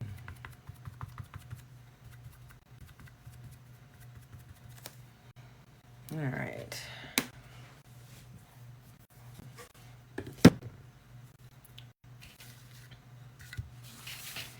Let that dry. Let's see here.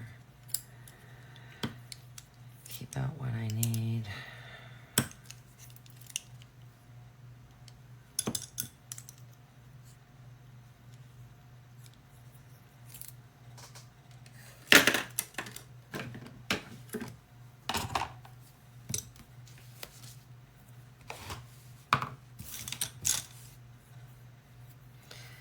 All right.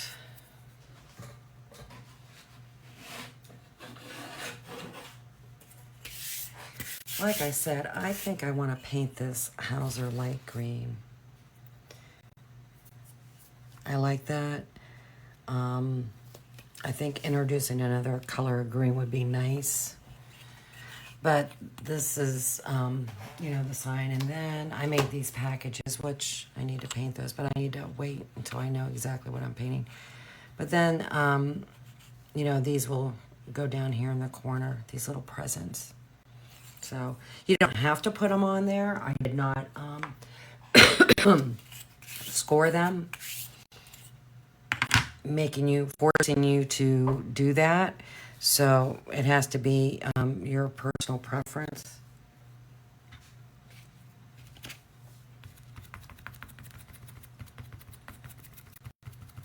Like I said, I always like to give options. I don't want to lock somebody into something, you know, because my likes might be different than yours. And if you buy a wood kit, you know, you're kind of stuck if that's how I intended. If you have a laser cutter and have a software program, you can change those around. You can remove that. Let me get some of this stuff put away here while that's drying. Let me see how Mr. and Mrs. Claus looks on there. I know I want these greens. I know I need the red and the plum.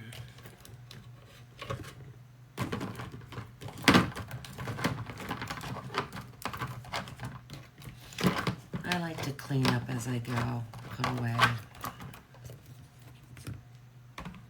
Because I don't think it's any fun to have to clean up your area when you go to paint. That's no fun. You gotta clean it to paint. Nah. That's not fun at all. Especially if you never clean, then you'd be exhausted cleaning your area before you even got painting.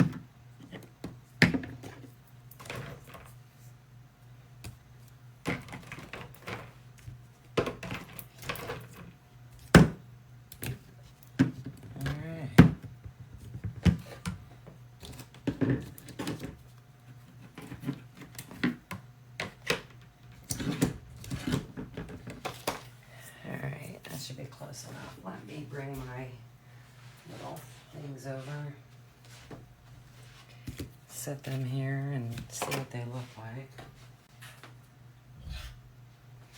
See, like I said, the elf, he would get lost. That would get lost. I mean, you could do it. I mean, even if I did the shading, I mean, he would still pop off, but I don't think that's a smart choice. I mean, yeah, she's got the little holly berries, the holly, and, you know, but I think she looks nice on there. And then Santa.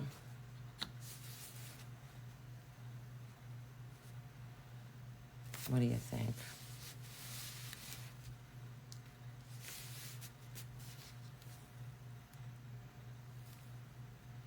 I think those look nice on there. So.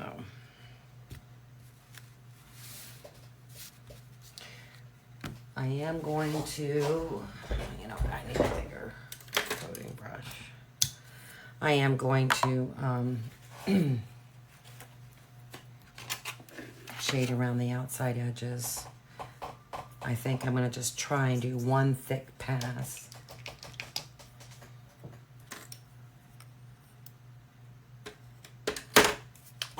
I don't want it too dark. That was way too much paint.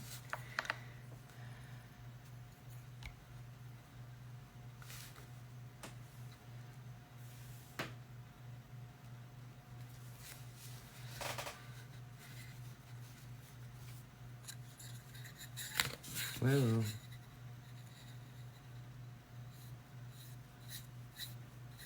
I'm just gonna do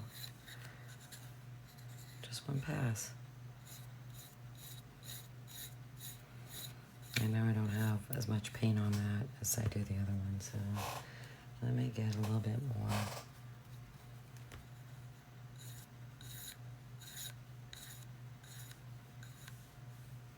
Just to give it a different look. I go down the other side.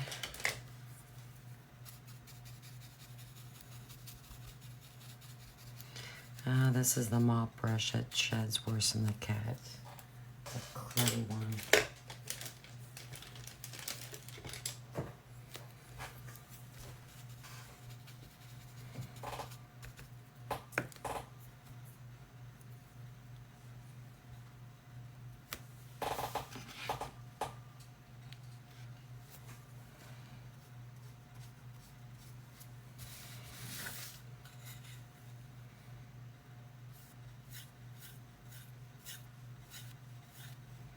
I just want this shading to be a little bit minimal compared to when I did the banners. All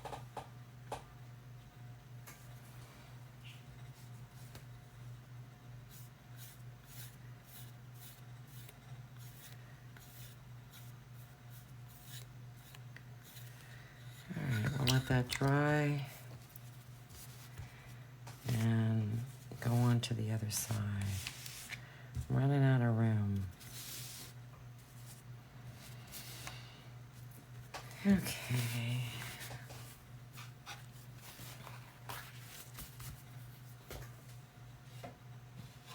I'm only going to paint one square red.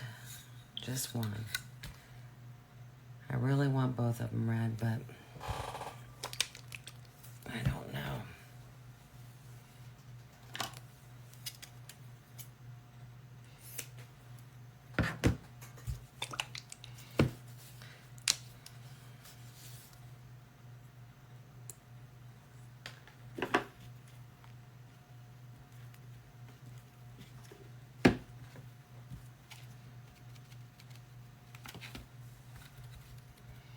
So I'm using the country red. Put way too much paint out there.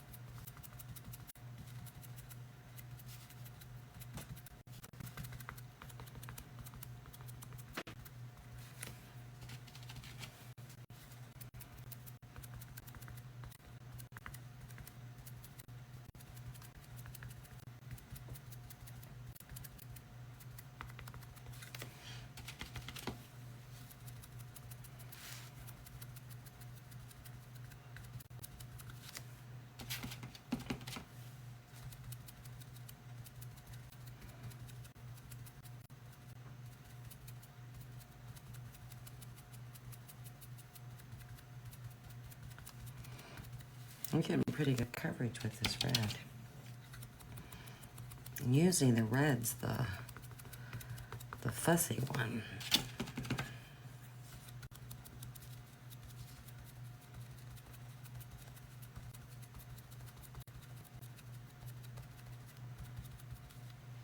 All right, let that dry. Let's do the other side.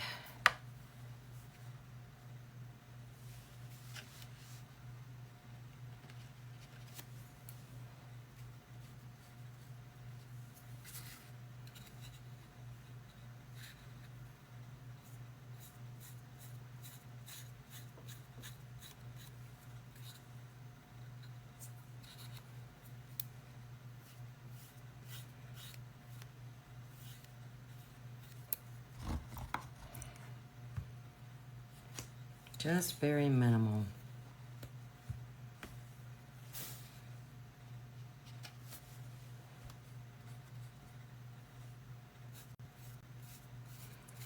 Well, that might be a little bit darker than norm, but oh well.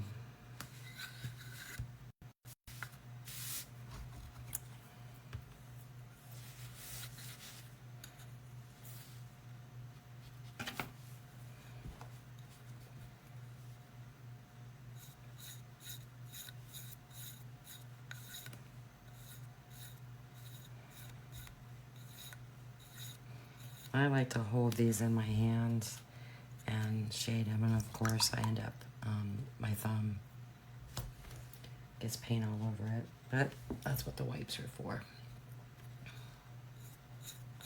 I just think it's, for me sometimes, shading and highlighting is easier when I hold the piece in my hands.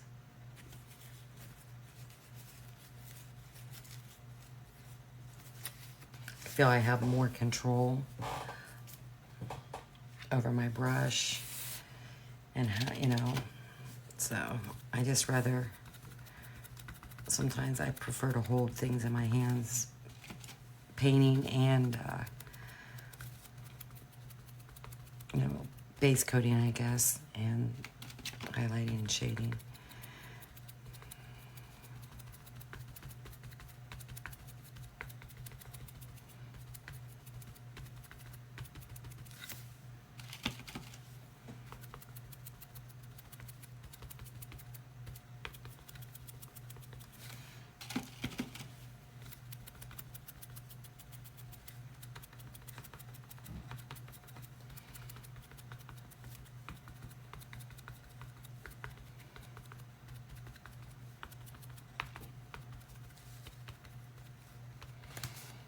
All right, stick that aside. I need to get me another sponge. I think I might have found a replacement for these sponges that are no longer available on Amazon.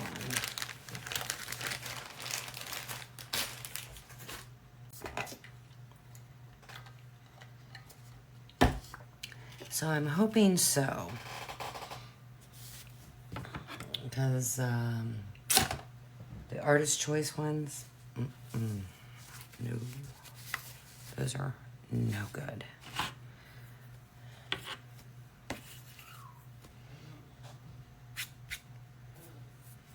Yeah, so I think this will look nice. And I don't like to put mine all the way down at the bottom, but that's just me.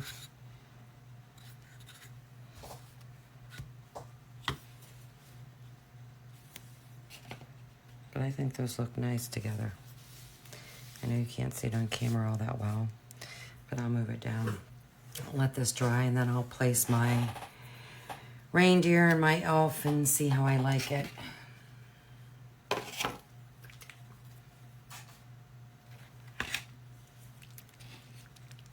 I'm gonna do Hauser light green.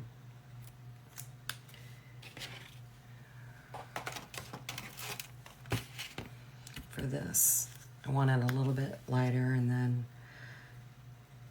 of course I'll go back and This thing's about done.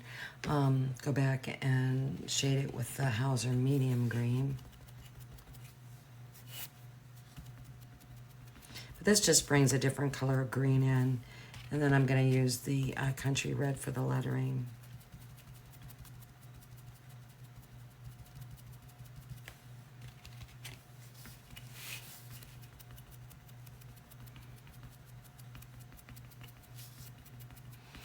And I think I'll make the packages green. The Hauser dark green.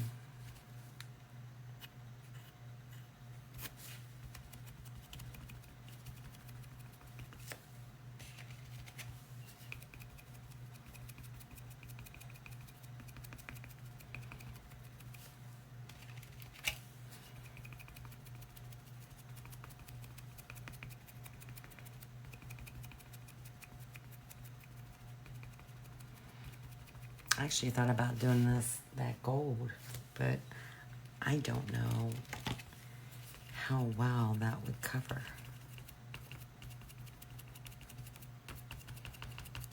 And I thought too, that might just be too much. That might be going overboard.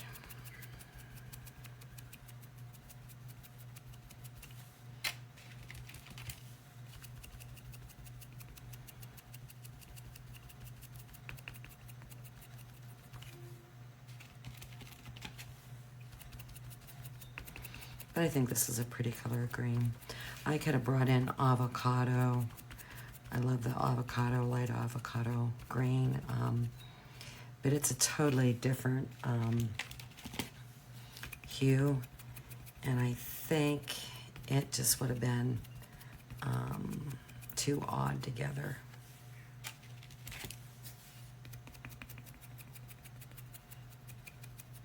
Always try and stick in the same color family, you know, as far as hues go and stuff. I think that's just, you know, working with paints and colors for so long. Always painting since I've been a kid. It just comes out in me.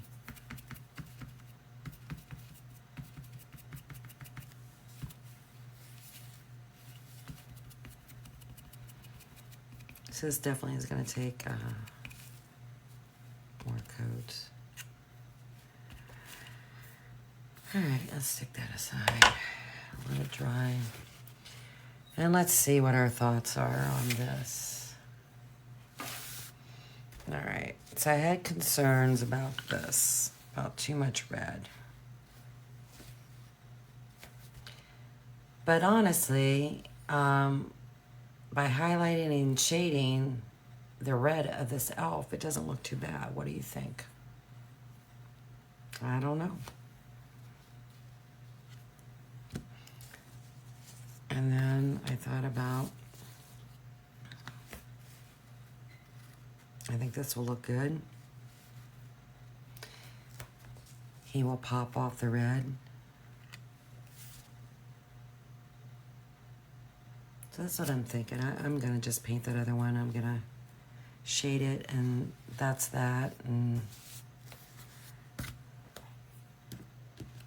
that's what I'm going with. Go with your first instinct. It's always the best. It's the correct one.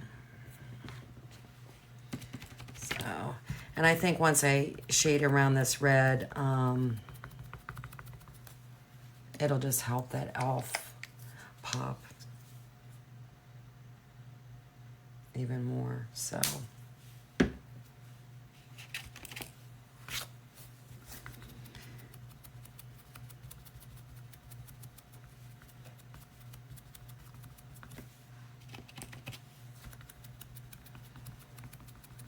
and I'm going to make the lettering this color, so I might as well paint that too. Who knows? I might get this done today. I don't even know what time it is, 12:30. I ain't getting it done today because I gotta be calling it quits here pretty soon.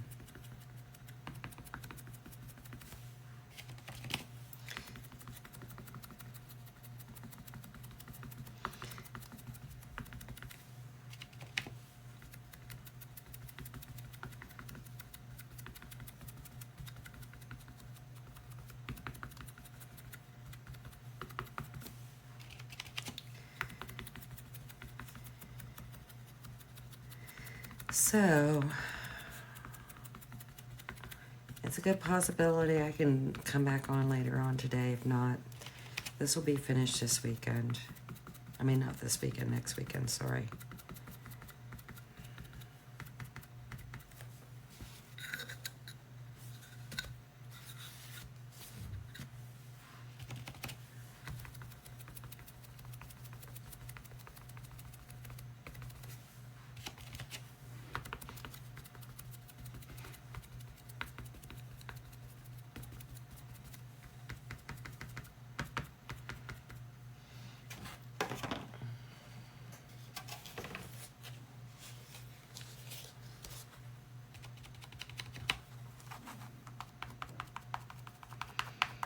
And I will be doing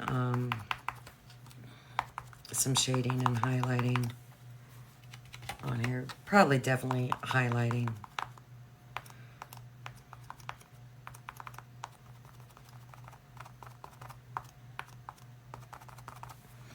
I'm not going to do the type of ombre. I don't want to do that.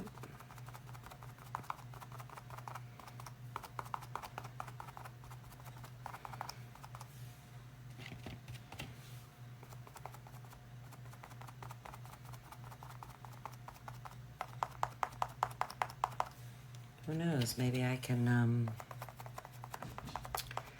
dry brush some gold on here. Saying that I'm going to do those presents, I think, with gold. Oh, I said about doing the presents red with gold ribbon. Not green, but I might switch it to that green. Maybe even do the darker green.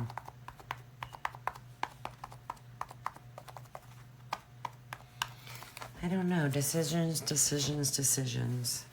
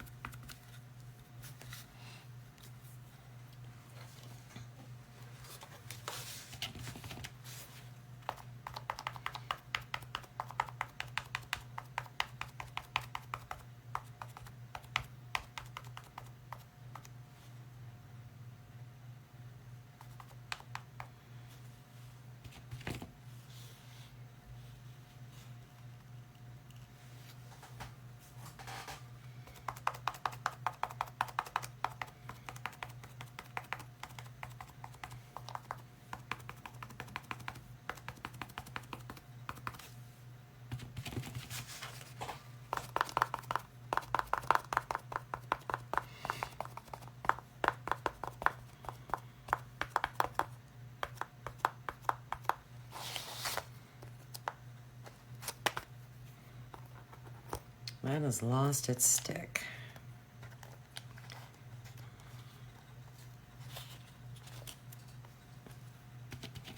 I'll have to redo this before I come on live again.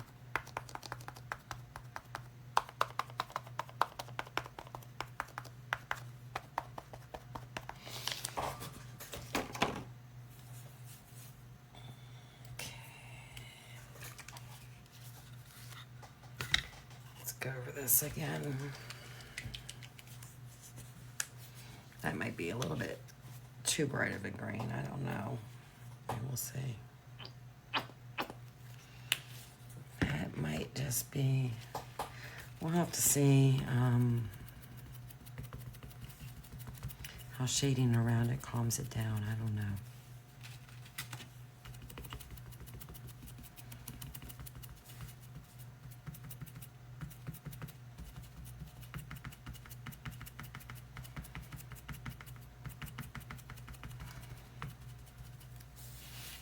But here's the deal. Here's what I know just from past experience. Green is a great base coat for red.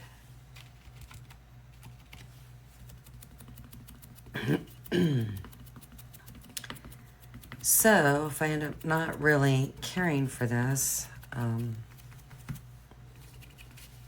yeah, I already painted my lettering red. Uh-oh.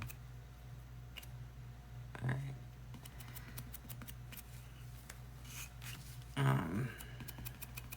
I can go over it with green.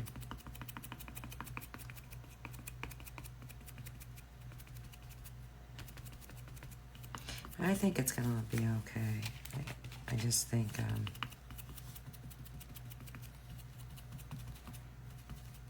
some shading and highlighting is gonna help bring this all together.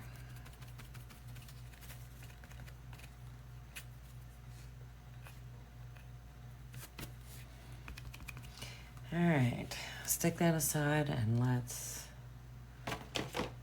shade these. Need my black plum.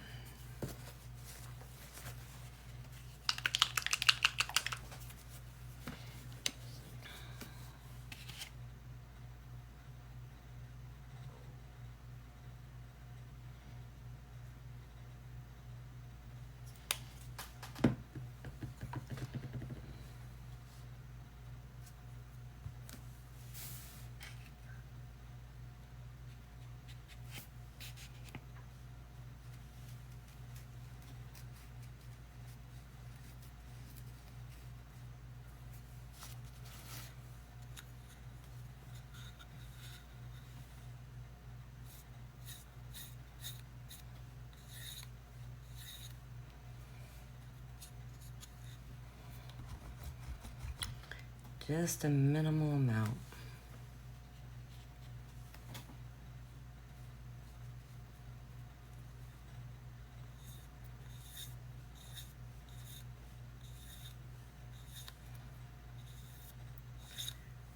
I don't know what this goop is on the square.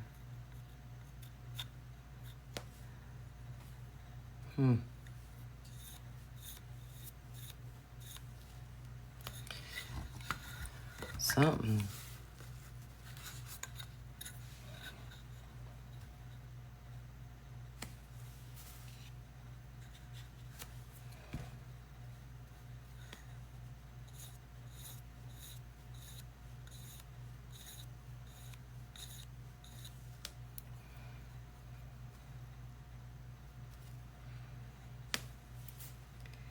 Yeah.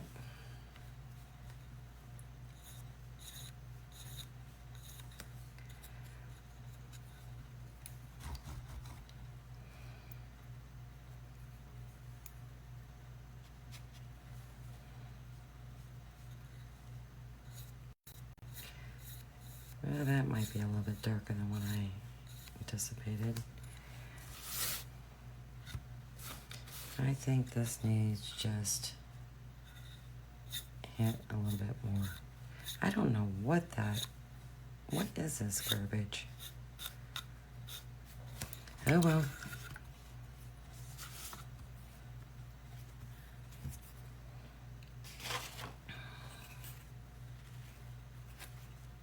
Alright, gonna hit this just a little bit more because I'm seeing some blotches.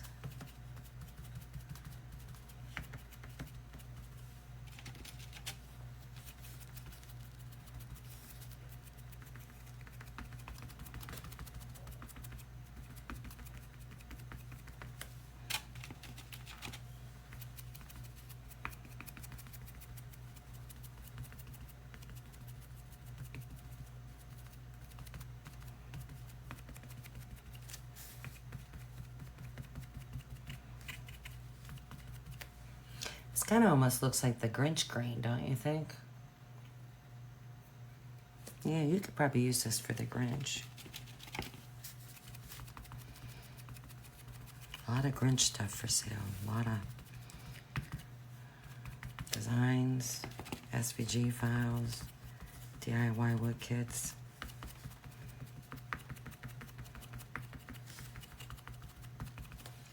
I don't know, people. I don't know how you get away with it. I wouldn't even think about selling a copyrighted design DIY wood kit. Nope. Just as that poor fella down in Florida who refused to stop when Disney contacted him. That poor guy's gonna be homeless if he isn't already.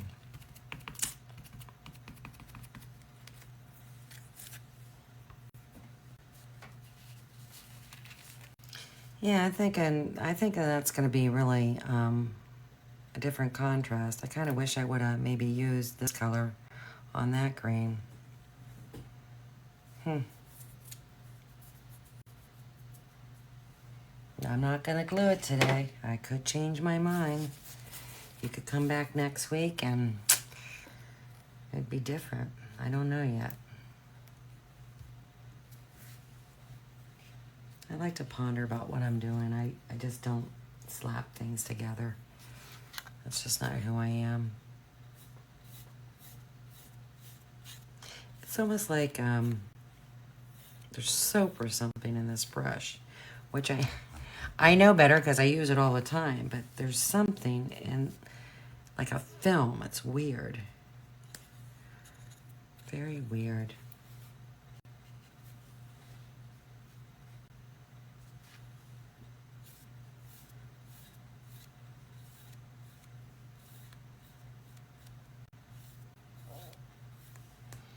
I don't know how to explain it. It's what it looks like when it goes on, but when it dries, it's fine. It's very bizarre.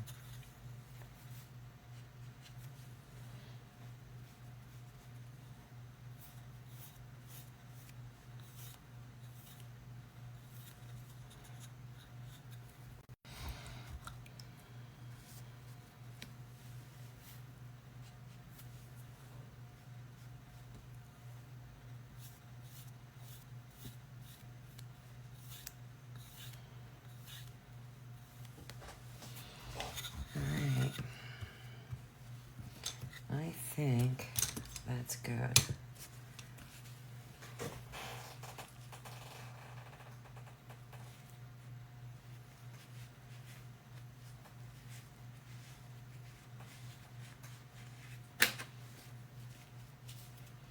A lot of paint on my hands.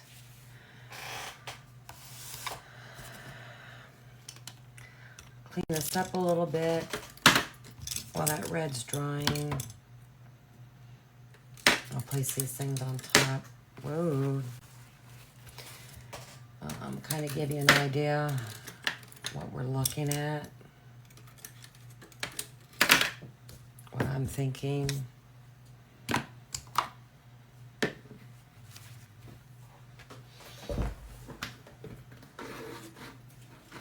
I definitely will have to finish this up next week. It will be Saturday, that's for sure. Friday is football.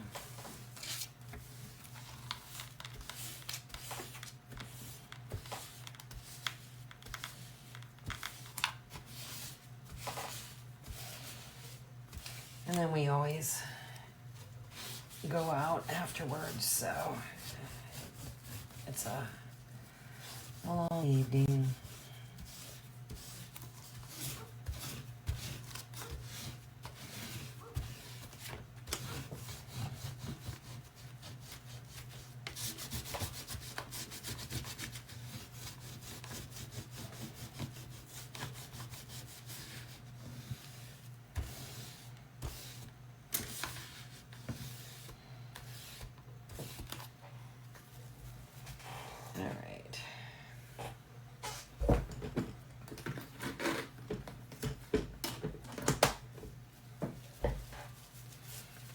About almost dry.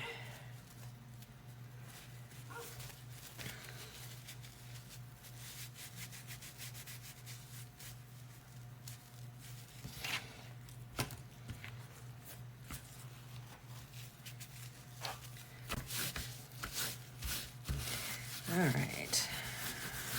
Let me show you what I'm thinking.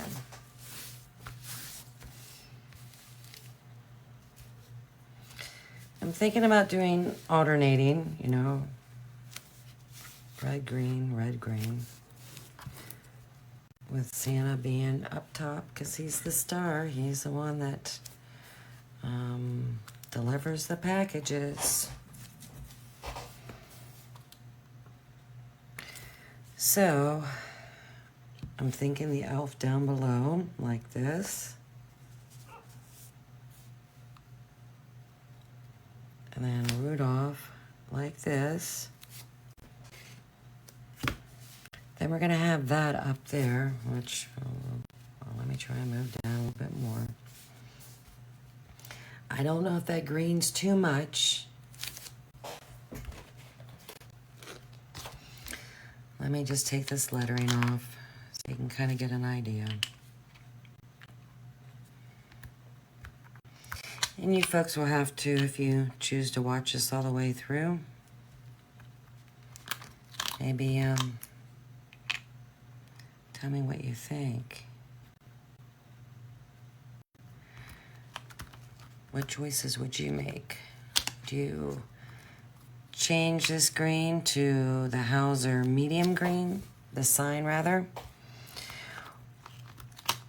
Or would you leave it this color? Or would you change these squares to the lighter green? What's your thoughts?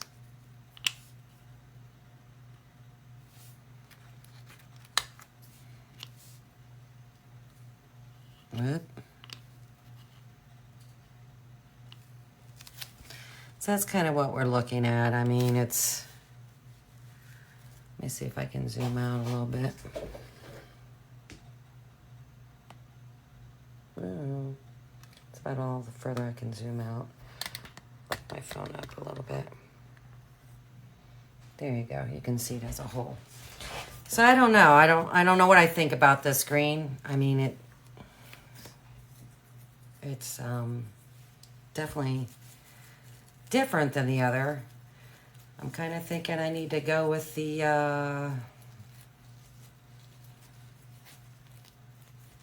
Hauser medium green. That's what I'm kind of thinking. That might just be way off too much. Would it look okay for the packages? Probably. I don't know yet. So, but this is where we're at. I think it's pretty cute. And also too, if I move this up here, you know, that highlighting, well, let's just try it real quick.